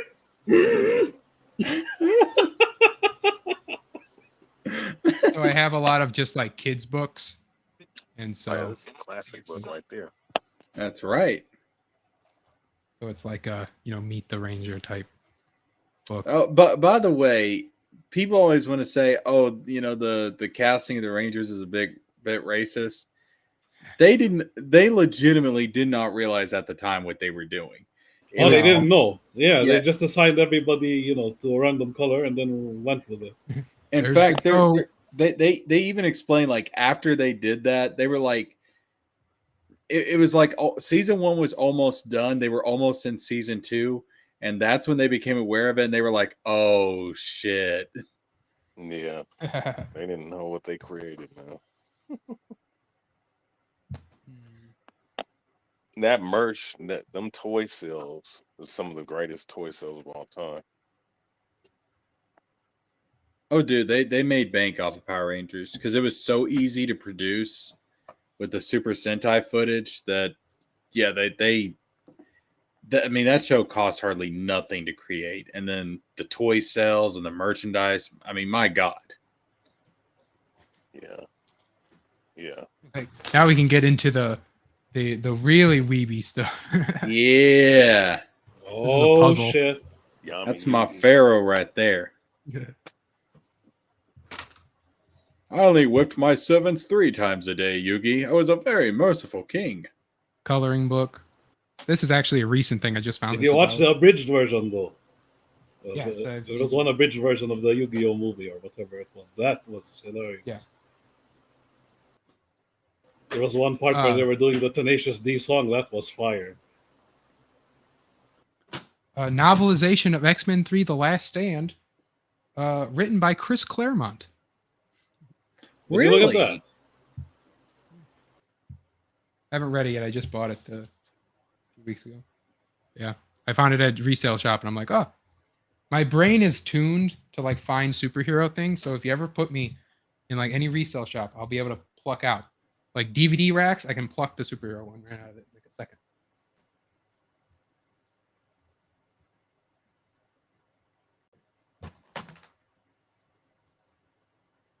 And we can keep going with it. Oh, yo, I've got that somewhere. I've got that exact book somewhere. Everyone's got the, like every Yu-Gi-Oh person has this somewhere. Yeah, I got that at a book fair when I was in school. I remember this fairs. shit. Scholastic book fairs, man.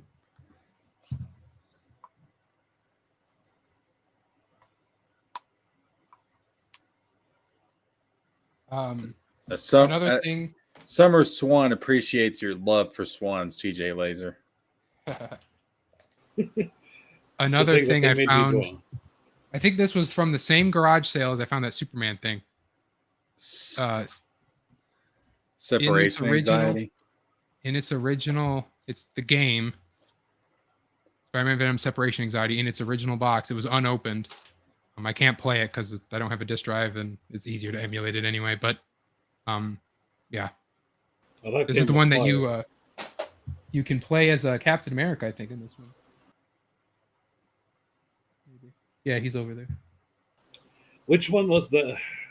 There was one Spider-Man game. They ripped off the Black Sabbath song, or a bunch of them. Is that the Carnage game? Yeah. They put the mob rules in there. This one, because it's the only other like anime that I was really kind of into, that I found that, and I'm like, I gotta get that because that was during middle school. I used to watch the Beyblade that was on Cartoon Network. So it's like I gotta get this because I have the Yu-Gi-Oh one. So no way. Did you watch the original Beyblade? Not the original Beyblade. This was on Cartoon Network. You need to shout out to George Peter Gatsis for creating Beyblade. That's right. He made the logo. Made the logo and he localized it. Small world. It's a small world after all. This I got at a Dollar Tree years back. It's an unofficial Yu-Gi-Oh handbook. Like it mentions the games and how to play it. And... Speaking of Yu-Gi-Oh games, Forbidden Memories, still to this day, one of the hardest fucking games I've ever played in my life. Sticker books. One things that I used to look at the art a lot was look and finds back in the day. So like it's like Batman fighting Mr. Freeze, and you got to like find all of his gadgets in order to defeat it's Mr. like Freeze. Archie. Well, I mean, Yeah, where's Waldo? Waldo? Yeah, where's Waldo? Batman edition. Yeah, like Look and Finds were like, I still collect these just because like we used to have Disney ones. They're still making them too. Yo, kids today are so fucking spoiled. Yeah, I don't have the Superman one, and there's also a Wonder Woman one too. I don't have. They're not spoiled. They're missing out on shit like this. Look. Well, that's because back in the day, like we used this thing called imagination. Like this is new. Like this is a new version of the Look and Find, but it's still the same like concept. I don't think they're as cluttered as they used to be. This one this isn't a reprint, but I found a reprint out in the wild. They made one in like 2016, I think, for like Homecoming, the Spider-Man Look and Find. This one was always like a benchmark of my growing comic knowledge, because there's like you knew Thor, you knew Hulk, but like I didn't know who this was, and then I learned eventually it's Calypso, Craven's wife or whatever, and it's like, oh, like Tiger Shark, or here's a Tuma down here. Here's a Tuma. Like I didn't know who a Tuma was. See, I joined Frog Tony and making his stuff because, subconsciously I wanted to make something kid friendly. Speaking of Frog Tony, but at the same time, look at that. What do you got to explain? What do you got to say for yourself? In the there's Frogman right there. Well. Looks like Eric July is not the only one creating knockoff. Like I knew by joining him because unfortunately, like when you're talking online and shit, like it's full of weebs and perverts who have zero appreciation for something like a Frogman. I knew I would catch hate for drawing something like that, but I said fuck it. Like at least I know my kids, for example, will enjoy that shit. Got puzzles. And I mean, that's the thing, though, is like kids are the future. So you got to have to introduce them to the good shit. Yeah. Well, that's what I try to do with my nieces, but then they're like, I don't care about superheroes. So this book right here. And do you tell them, and I quote, do you tell them this exact quote? No, I give them my song. The fuck you mean you don't care about superheroes? They do watch X-Men 97 with my brother, but this book right here is just I think they did watch. Like I know he like loves X-Men, so he's watched all of them, over and over. But so this book right here is just a generic like how to do magic trick book. But when I was a kid, it was all about I could do magic tricks. But I kept this because there's a trademark infringement in it. There's at one point a trick. I gotta sit. There's a trick where you have to use a magical. They have to use like a toy. Trying to see. There's other ones that I don't recognize, but this one right here. I don't know if it'll be in focus, but that is a Doctor Fate, like Justice League Unlimited. Oh, I can see it now. Yeah. Yo, DC's gonna sue somebody. Like it was just like I picked this up when I was a kid, and like I really liked Dr. Fate from Justice League Unlimited, even though he's only in it for a little bit. See, there's a DC lawyer watching this stream right now, and they're getting ready, man. They're gonna sue Capstone Press, which I doubt even exists anymore. Pierce Brosnan as Dr. Fate was. Whoever came up with that idea needs a raise. Yeah, that was Too good. bad He this just was in died. the wrong movie. Yeah. And we won't be seeing him again as Dr. Fate. I have a lot of like kid board books and stuff. I also I have a 1 year after 9/11 Wizard magazine that I used to also just read through a bunch, just looking at the art of stuff and like the ads and everything. Yeah, speaking of the Twin Towers, I saw this old commercial. This is back when the Rugrats movie was coming out, and they had renamed the towers Phil and Lil. And I'm thinking to myself, these people had no fucking idea what was coming, did they? Well, there's a lot of that. There was I think the Iron Man 90s cartoon. He stops there's like a plane crash and it like lands in New York, and then there's a shot of like smoke coming out of like the two towers. Oh goodness. Oh goodness. Yeah, I remember originally the Twin Towers were supposed to feature in a scene in Sam Raimi's Spider-Man, and then that released not too long after 9/11. There was surprisingly a lot from that like specific time frame that all used the towers or something related to it, and they all had to get changed. Yeah, because the towers were such an iconic landmark of New York City. But then even like there's stuff about like bomb jokes and terrorist jokes all at the same time. And it's like, geez, like Friends had to save a thing, had to change it. See that right there is proof of a deity, because that's what we call synchronicity, people. It's not synchronicity in a good way, but it's synchronicity. Alex Ross.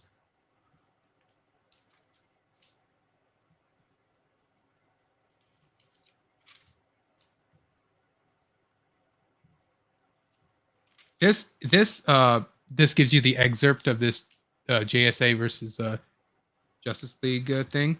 This gives you the famous Power Girl kissing Superman thing. Wait a minute. Hold up. She's all like, "Wait, yum."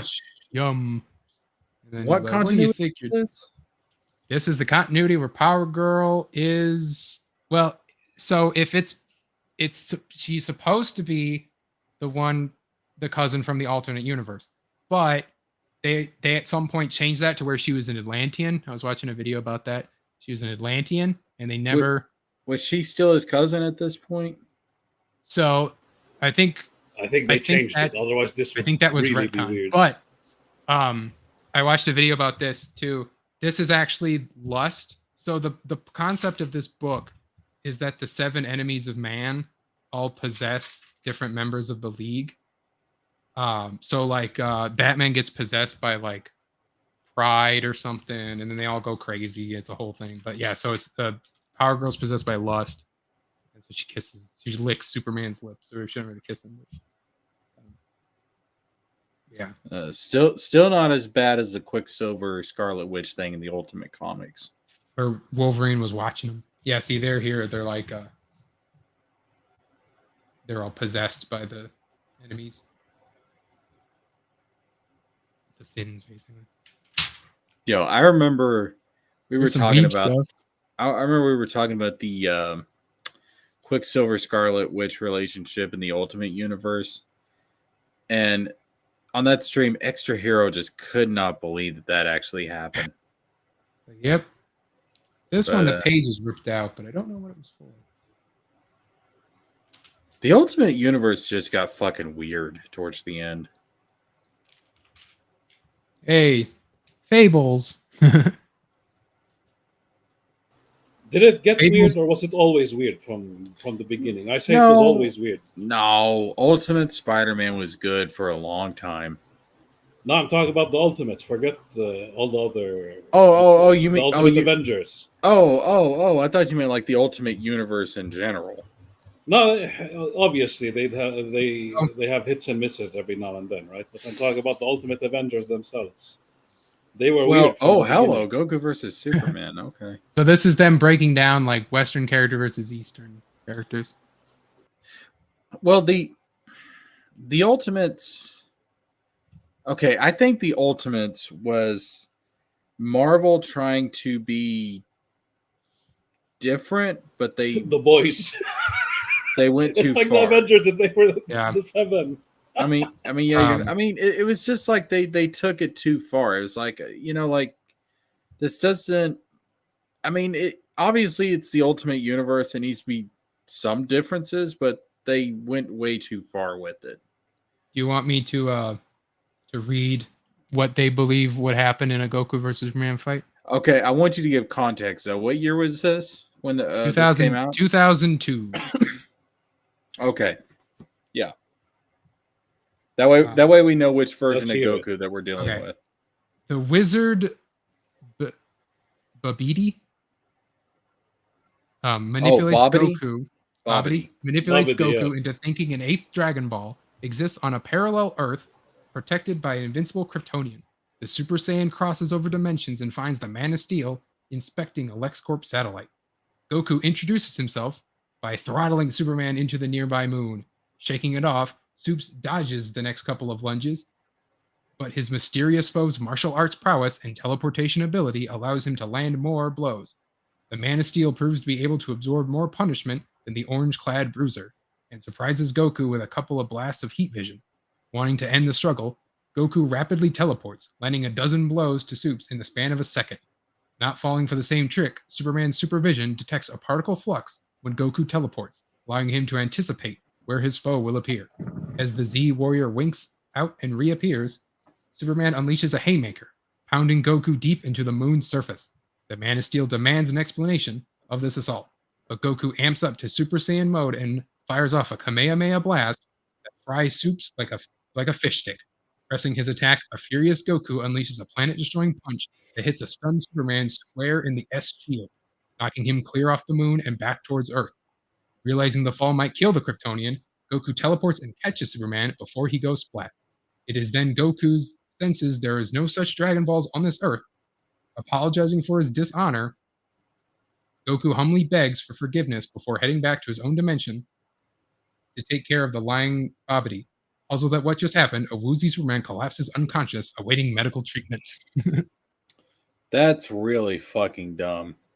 Yeah, I mean, there. But that is characteristic of Goku, though. I'll give them that. but Superman is gets like that. washed. Like Superman loses. I can tell you right now, given that this was 2002, this would have been like Boo's Saga Goku. That Goku is not beating Superman. Yeah, but I mean, Superman's weak to magic. It's remember. the reverse. It's the reverse of what happened in the Death Battle. Like it's Goku who like goes easy on Superman, and it's like. I mean, there's the only time that you get a Goku that can compete, and we're talking about mainline Superman here, would be like once we hit Dragon Ball Super. Yeah, But even then, it would be a replay of him against Broly. The new one, I mean. It would be like, I don't want to kill you. I'm just going to wait for you to get better and we'll fight again. Yeah. I mean, Goku is not just going to randomly attack. I mean, he's not just going to go after Superman like that. Like, there's going to be... For him, it's a sport. Like, he wants to compete with everyone. Yeah, his whole thing is he wants to get stronger. This is an Akira thing, right? Tetsuo? So what now? Tetsuo, isn't that from Akira? Oh, yeah. It's him versus the Phoenix. The Phoenix wins. Does she? Yep, in the end, it says Jean beats Tetsuo. Yeah, I think the Phoenix wins. The Phoenix has like all powerful. Now the thing is, again, like we're talking about Super Goku, Dragon Ball Super Goku versus mainline Superman. Like at that point, like yeah, like it's a much more interesting matchup. But then again, if we're talking about like the strongest version of Superman, which would be Prime 1 Million, I think that version of Superman washes basically TJ. Any version of Goku. Oh, Bela Lugosi. Bela Lugosi movies, TJ. Look at that. God, man, I tell you what, that man did not get the respect he deserved in life. No. You know that he only he only made like $500 a week when he was doing Dracula.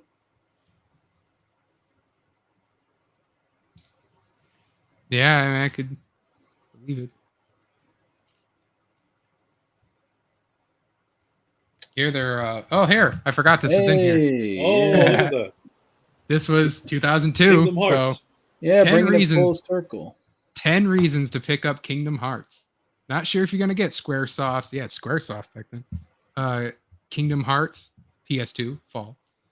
Yet Shame on you. Here's why. Number 1, the premise. It's dark. 2 worlds are in trouble. A weird amalgamation of Final Fantasy settings and all the Disney movies, and you're the only one who can save it. 2, the story. Why you? Because King Mickey is gone. All the Disney villains are banded together to conquer both worlds. It's time for you, Donald Duck and Goofy, to kick ass. Look at this 90s or the early 2000s 90s edge talk. 3, the look. This game is beautiful, from the game design to the animations to the cinemas. This is 10 times more beautiful than Final Fantasy X. I don't know if that's true. What strong words, I feel. I'll give them that. The look is really good. 4, the play. Take all the RPG brilliance of the Final Fantasy series and pack it full of mini games and combat action. Those are words people would later regret. That sounds like an Eric July sentence. So it's Final Fantasy packed into combat action. Like, did we mention Donald and Goofy fight on their own? No input from you, and they kick ass again with the kicking ass. I have to remind people. We just came out of the 90s. It's all about the edge, the extreme. Final Fantasy Factor. The game is chock full of Final Fantasy folk, from FF, is it 7's Cloud, Yuffie and Sephiroth, 8's Squall and Selphie, and 10's Titus and Waka. Disney Factor. Characters from all over 60 years of Disney flicks, from Pinocchio to The Little Mermaid to Aladdin, are in this game. The combination. Imagine fighting monsters led by Peter Pan's Captain Hook or Hercules' Ice Titan, then having Dumbo attack your enemies, or Bambi come to heal you. It happens. Like this is also just weak journalism in general, I feel like. The voices. Top-notch talent, including Haley Joel Osment from AI, David Boranzes from Angel, Billy Zane from Titanic, and singer Mandy Moore voices some of the characters. God damn. That's where all the money went. Oh yeah, they didn't even get, like, Ansem pops up in later games, and they couldn't afford Billy Zane to come back. Yeah, he's read-up, which I like his later voice better. Oh yeah, Epcar, yeah. Which I kind of wish they would have kept Epcar. I wish, like, each Xehanort had their own voice actor. Yeah, you know, like Ansem could have been Billy Zane, and then Epcar could have been Terra Xehanort. Mm-hmm. Which does he sound like Raiden? That would be hilarious. Yeah, it's basically it's always Raiden. It's Raiden. Yeah, it's Raiden. Like, even when he does the Joker, I love his Joker, but I still hear Raiden somehow. 9, Tetsuya Nomura, the guy behind Final Fantasy 7, 8, and 10, is also in charge of Kingdom Hearts. He's making sure this isn't just a kid's game. And the narrator, it was. Kingdom Hearts 1 especially is the most kiddie game of all. 10, Aerith or Aerith with a th. It's okay. So when Final Fantasy 7 came out, which name is canon? Until now, I'm confused. It's TH Aerith. or S. It's Aerith, because when Final Fantasy, yeah, because in Japan they don't have a TH, so they have to say it S. When well, if you're going with the Japanese version, it's like Erisu or something like that. But when the game came out, it was supposed to be translated as Aerith, but it got translated as Eris, and that was a translation error. So in everything that came out afterwards, Kingdom Hearts, Advent Children, Crisis Core, the remake, it's Aerith. So what do you think they say about Aerith? That's a reason to get it. She's alive. She's alive. Everyone who's been crying since Aerith died in Final Fantasy VII can finally wipe their tears away. She's back too. That's lame, though, right? Well, no stakes anymore. Well, the thing is, though, like, all the Final Fantasy characters that are in Kingdom Hearts, it's not the original version of the characters. It's like an alternate universe. Oh yeah, I remember you said that. Yeah, so like the Final Fantasy characters, you can ignore their backstory from the original games they come from. It doesn't matter in Kingdom Hearts. They're just there as cameos. They have their own history. The only one that might be an exception to that is Auron in Kingdom Hearts 2, and that's because of a scene where there's some quotes from Final Fantasy X in relation to his character, and so there might be some crossover between the afterlife and 10 that Auron ended up going to and the underworld from Hercules that's in Kingdom Hearts, and he may have crossed over from one afterlife to an I don't know, but there's some indication that the Auron in Kingdom Hearts 2 might be the same one from Final Fantasy X, but that's really it. Mobile Suit Gundam. Spider Look at Manga. that. Here's Lone Wolf and Cub. That was just brought up on talking about the Assassin's Creed game.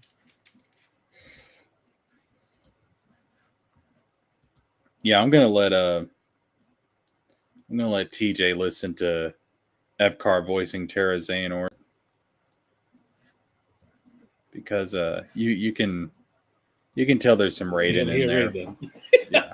Always. Let's get to the part where he actually Kingdom becomes Hearts. Terra Xehanort. Kingdom Hearts. Yeah, Kingdom Hearts.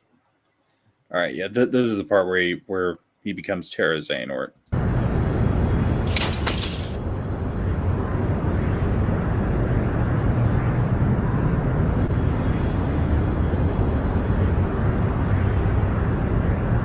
This heart belongs again to darkness. All worlds begin in darkness Yeah, see, Raiden. and also end. The heart is no different. Darkness sprouts within it. It grows, consumes it. Such is its nature. In the end, every heart returns to the darkness whence it came.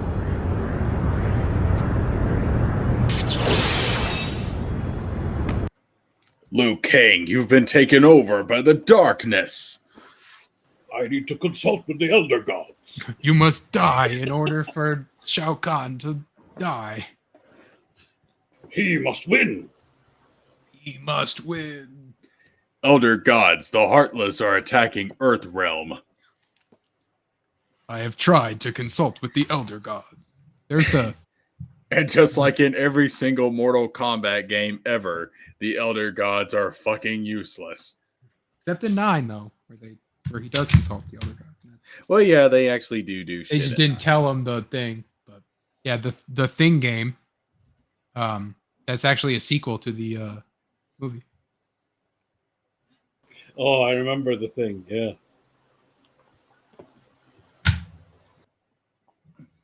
Well, you see, the thing is that what it was is that what it will be is that it is what it is. It was like, what it was, and it will be what whatever it will teammates you have, they can go insane. Yeah, they can Ends up like being a yeah. problem. Some of them So get this is- infected too. Maybe something from your era here, TJ. Color forms. Yeah. Yeah, I have a box of them. Oh, I used to have Batman coloring books. Not coloring books, color forms. They're like reusable stickers. Like stick them on and make like your own like little display. Oh yeah, The thing Eric July should be doing. Old Man Xehanort was voiced by Leonard Nimoy. Leonard Nimoy, and then he died, and then it was Rutger Hauer, and then he died. And then it Yeah. was Christopher Lloyd, and he's not dead yet. Yet. They should have used Richard Epcar at that point. Well, no, because the original Xehanort's an old man. Yeah, and Richard Epcar okay. voices like already half the Xehanorts at that point.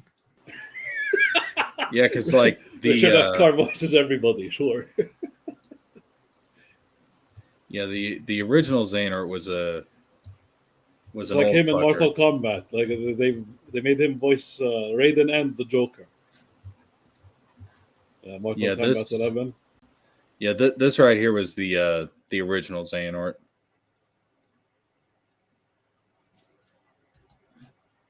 And now, Terra, it is time for the final union. Now, this is Christopher Lloyd. What? Right? Sounds like No, it. this is Leonard Nimoy. Yeah, this is before Oh. Nimoy died. Sounds like Christopher Lloyd. No, Leonard Nimoy did Xehanort for Birth by Sleep and then Dream Drop Distance. And between Dream Drop Distance and Kingdom Hearts 3, Nimoy died.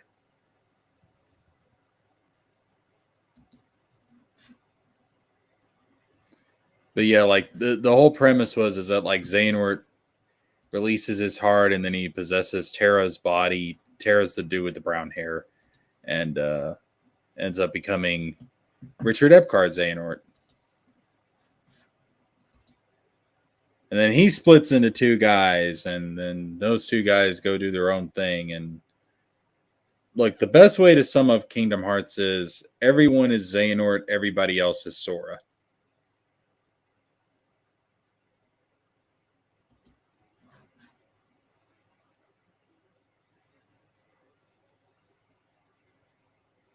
Jigsaw puzzle. Look at that.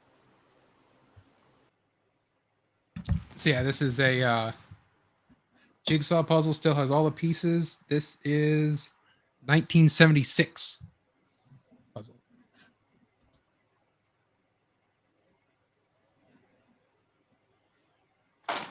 Yeah, with like vintage Spider-Man art.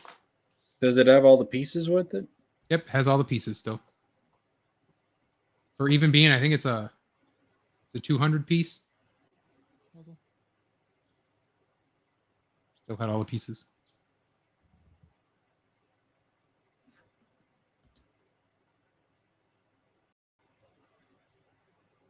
Wait a minute, who voices young Xehanort? It's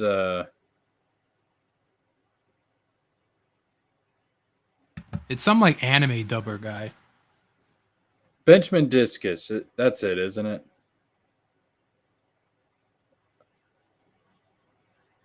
I believe so. Like, I think he did number 1 on Kids Next Door, didn't he? Probably. That sounds familiar. I think There's so. also another like anime dubber. I always hear his voice. Just like Richard Epcar. He does the voice of Asura in Asura's Wrath.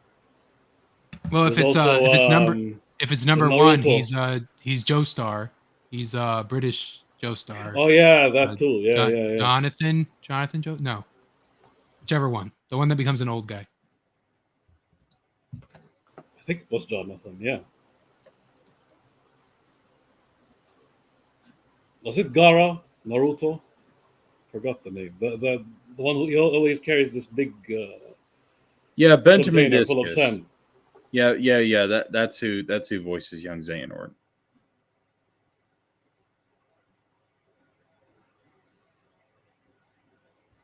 I'm telling you, he's coming back. We've not seen the last of him. Well, and then there's Child Xehanort too. Yeah, he's also voiced by Benjamin Discus. Okay, now I found his name. Liam O'Brien. Yeah, that guy. His voice is everywhere. I recognize him. Telling you, he's one of those voices, like straight away. I know it's him. He's coming back. He's going to be in Quadratum. Sora's going to be sitting in the rain, and he's going to pop up with an umbrella and be like, I thought I'd find you here. Calling it now.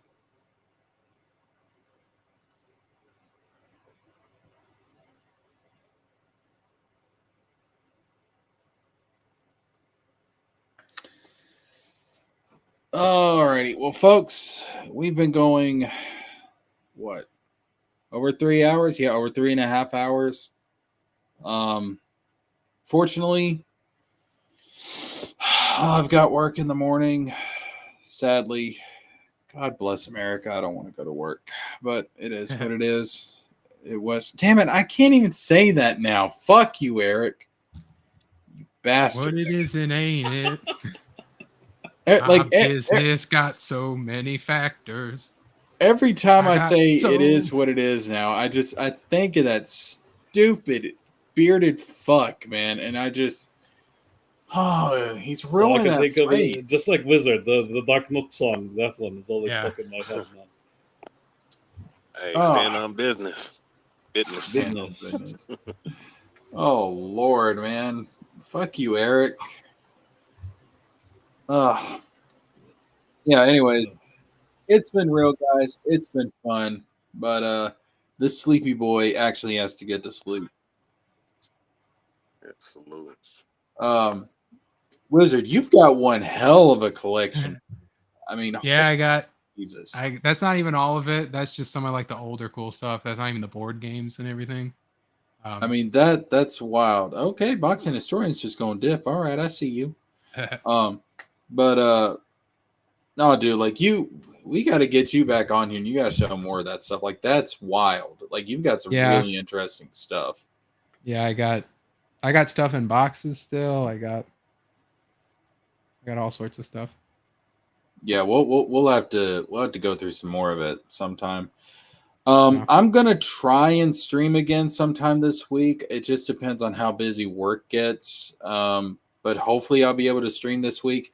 If I'm not able to stream this week, I'm definitely gonna stream next Sunday and probably do a Memorial Day stream as well. But I'll try and get one out sometime this week. Hopefully, maybe we'll see. But no, it's been real, guys. It's been fun. Probably catch you guys on Tony's stream. I guess Tony's gonna be streaming tomorrow. I don't know. He usually streams Mondays, doesn't he? Usually, yeah. Yeah, I'll try and hop on. We'll talk about Eric some more, probably. Flash is the new target, though. People. Flash. We gotta get that Eeyore bit over.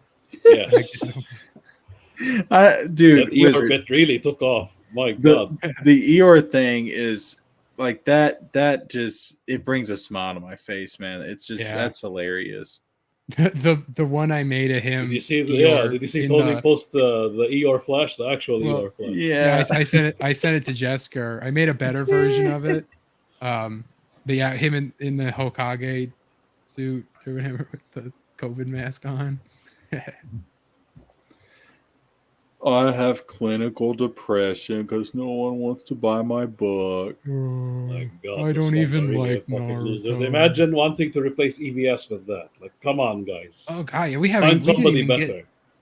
I'm just looking around. We didn't even get to like. I have action figures still in cases. I got like.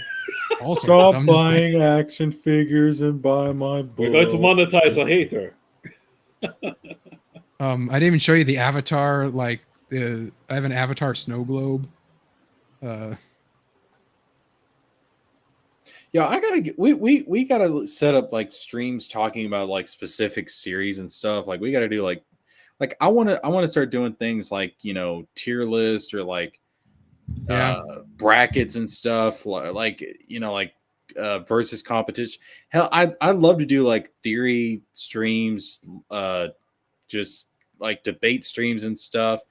Because I don't know if you guys remember this, but back in the day, there was this thing called the Otaku Battle Dome, and like they would do these live streams where they would have two characters from different animes, pit them against each other, and you'd have people bring out their arguments and stuff. Like I want to start doing stuff like that.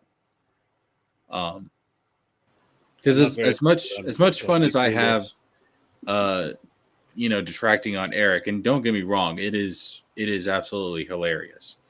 I'd love to do stuff that's like related to series that I like. Yeah. Well, like my first time on the panel, first time is we just talked about Kingdom Hearts for like 2 hours straight. Yeah. See, like we could do stuff like like Kingdom Hearts 3 BTM streams. They're fun. Like there's barely detracting over there. Yeah. It's like him pulling up old video clips and talking about old movies. It's fun over there. Yeah, I've been on a couple of his streams too. But yeah, like we could do like, Kingdom Hearts 3 Roxas versus Kingdom Hearts 3 Riku in a rematch. Like who would win? Or like, a Keyblade wielder tier list to see like who we think is, the strongest. A lot of that would be like Kingdom Hearts lore stuff would all be you. Like I only like I said on here, I didn't read the reports. Like I don't read. I mean, what are you talking about? No, but you know enough. You would have like the notes on like power scaling and all that. I would just be like, this one's cooler. Like we could do like ranking the Keyblades by look, like or just in general, just just in like the way to get it, because I'd be like Crab Claw is like weak, but Crab Crab Claw is nostalgic for me because I used to read through the Kingdom Hearts like guide because my sister was playing it, and I would just look at all the Keyblades and all that. And I remember like getting, because we have like the wooden spoons, and the long wooden spoon we had was like my size, and it had like the little leather like strap, so it was almost like we put the little Keyblade keychain on it, and I made it. It was Crab Claw, is what it was. It was like the little crab cut out and taped to this wooden spoon, but yeah, it was like crab. It was like, so Crab Claw's nostalgic for me, even though it's like the worst Keyblade in the game. I use it when I go to Neverland. Isn't it like, because it's mostly like magic based? Yeah. Yeah, and I just saw that to make Atlantica better, you have to use magic more. And I haven't played through Atlantica in a while. Oh yeah, your Kingdom Hearts 1 Atlantica, you're meant to rely on magic. Yeah, it's like they never tell you that. You just are like, I'm gonna keep hitting attack button. But like like we could do like Avatar, like Iroh versus Ozai. Like who would have actually won if that would have went down? If I could draw better, bring up like Disney characters and Kingdom Hearts and all that. Say what Disney now? are idiots. I'm saying Disney are idiots. They should have made the shared universe with all the Disney properties. They have, but they have, like, there was Kingdom Hearts, there's Mickey's House of Mouse as a shared universe. Yeah. Ralph Breaks the Internet connects the universe. Make sequels where people meet. Why don't they do that instead of these stupid live action reboots? Well, and then so Hercules and Aladdin are in the shared universe in the cartoon. It would have been gangbusters. Oh yeah, that's right. Hercules and Aladdin do exist in the same world. Yeah, Hercules meets the Arabian Night is an episode. Don't they share the same villains? Like some, I remember the TV series. Yeah, because Jafar goes to the underworld. Jafar goes to the underworld, and he's like trying to take over. Basically, they're thinking he needs special treatment, and then him and Hades get to talking about how like, oh well, the guy who I tried to kill did this. On that and talk about that. So yeah, and then eventually it makes them like swap. Where like, well, I'll try to hurt Hercules, and you try to get, Aladdin, and then But yeah, you could also argue that the Little Mermaid also exists in that same universe because Triton's descended from Poseidon. Yeah, they're cousins. Yeah. Yeah. Like I said, if you go with House of Mouse, then they all exist in that universe, except for Tarzan. We don't talk. You can forget about. Yeah, we don't talk about Tarzan. Yeah, we were talking about Tarzan earlier. Although there is that theory that Tarzan and Frozen share a universe. Oh god, that's one of the dumbest theories. That got disproven by the second movie, though. Yeah, yeah, because the parent, they talk about the parent, like they find the parents' ship or something, or they. But I can see the argument because the art styles look the same somehow. It's washed on shore, and they hear like their death or something like that. But because the other theory went into that it was the sunken sea, like the sunken ship, was that Ariel is attacked by the shark. Yeah. You guys ever watch Into the Woods? Remember that the musical one? I think I watched it once. They should make something like that. I'm telling you. Or like Once Upon a Time. Dude, Once Upon a Time is such a guilty pleasure for me. I never watched it. I never saw the trailers before. You put all these fairy tale characters in one saga, Yeah, that's what Once Upon a Time is like. All the fairy tale characters exist in their own realm, but then like the evil queen cast from Snow White, she cast a curse that like sends all of them to our world, but they've lost their memories, and so the daughter of Snow White and Prince Charming has to come and break the curse and restore their memories. Yeah, I used to see the ads for that, I think before Agents of S.H.I.E.L.D. or during Agents of S.H.I.E.L.D. because I think it was on. Yeah, I watched that shit every Sunday. That was a routine for me. Descendants also is an interconnected Disney story. Descendants, yeah. Like it's something that they'll do it. And they're putting out Lego specials now that have all the princesses and all that interconnecting. They're like made for kids and stuff. Like they'll do it. They just or the Wreck-It Ralph. Wreck-It Ralph does it. Yeah. Like so, it's like they'll do it, but they don't go too hard with it. They should. Dude, Robert Shame. Carlyle as Rumpelstiltskin in Once Upon a Time is just fucking fantastic. I mean, Jesus. Well, and they you could argue that the shared universe is also our universe because the theme park has them all there, and they're meant to be the same people, you know. So Yeah. You go to the theme park if you want the shared universe.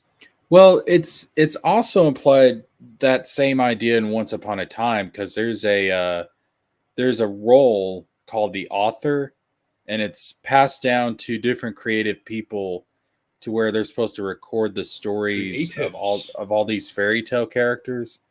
And one of the authors was revealed to be Walt Disney. Mm.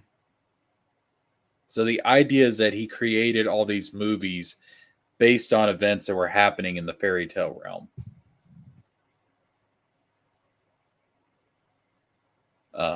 So there's kind of that connection as well. But yeah, it's been a fun stream. Like I said, I'm going to try and stream sometime later this week. If not, I'll catch you guys on Tony's stream sometime. But before we go here, because I was talking about it, we were talking about Avatar earlier. Here's the Avatar snow globe. Oh, it's Aang in the eye. Oh, okay. All right, that's creative. Yeah. This is from like those boxes, those like Culture Fly boxes. They had a limited run Avatar one, and I got like most of them. Yeah, and this was in like the very first one. Yeah, that's cool. All right. That'll be a stream. Thank you guys for showing up. Thank you, chat. Thank you, TJ. Thank you, Boxing Historian. Thank you, Wizard. Appreciate it. And I'll see you guys next time. Bye.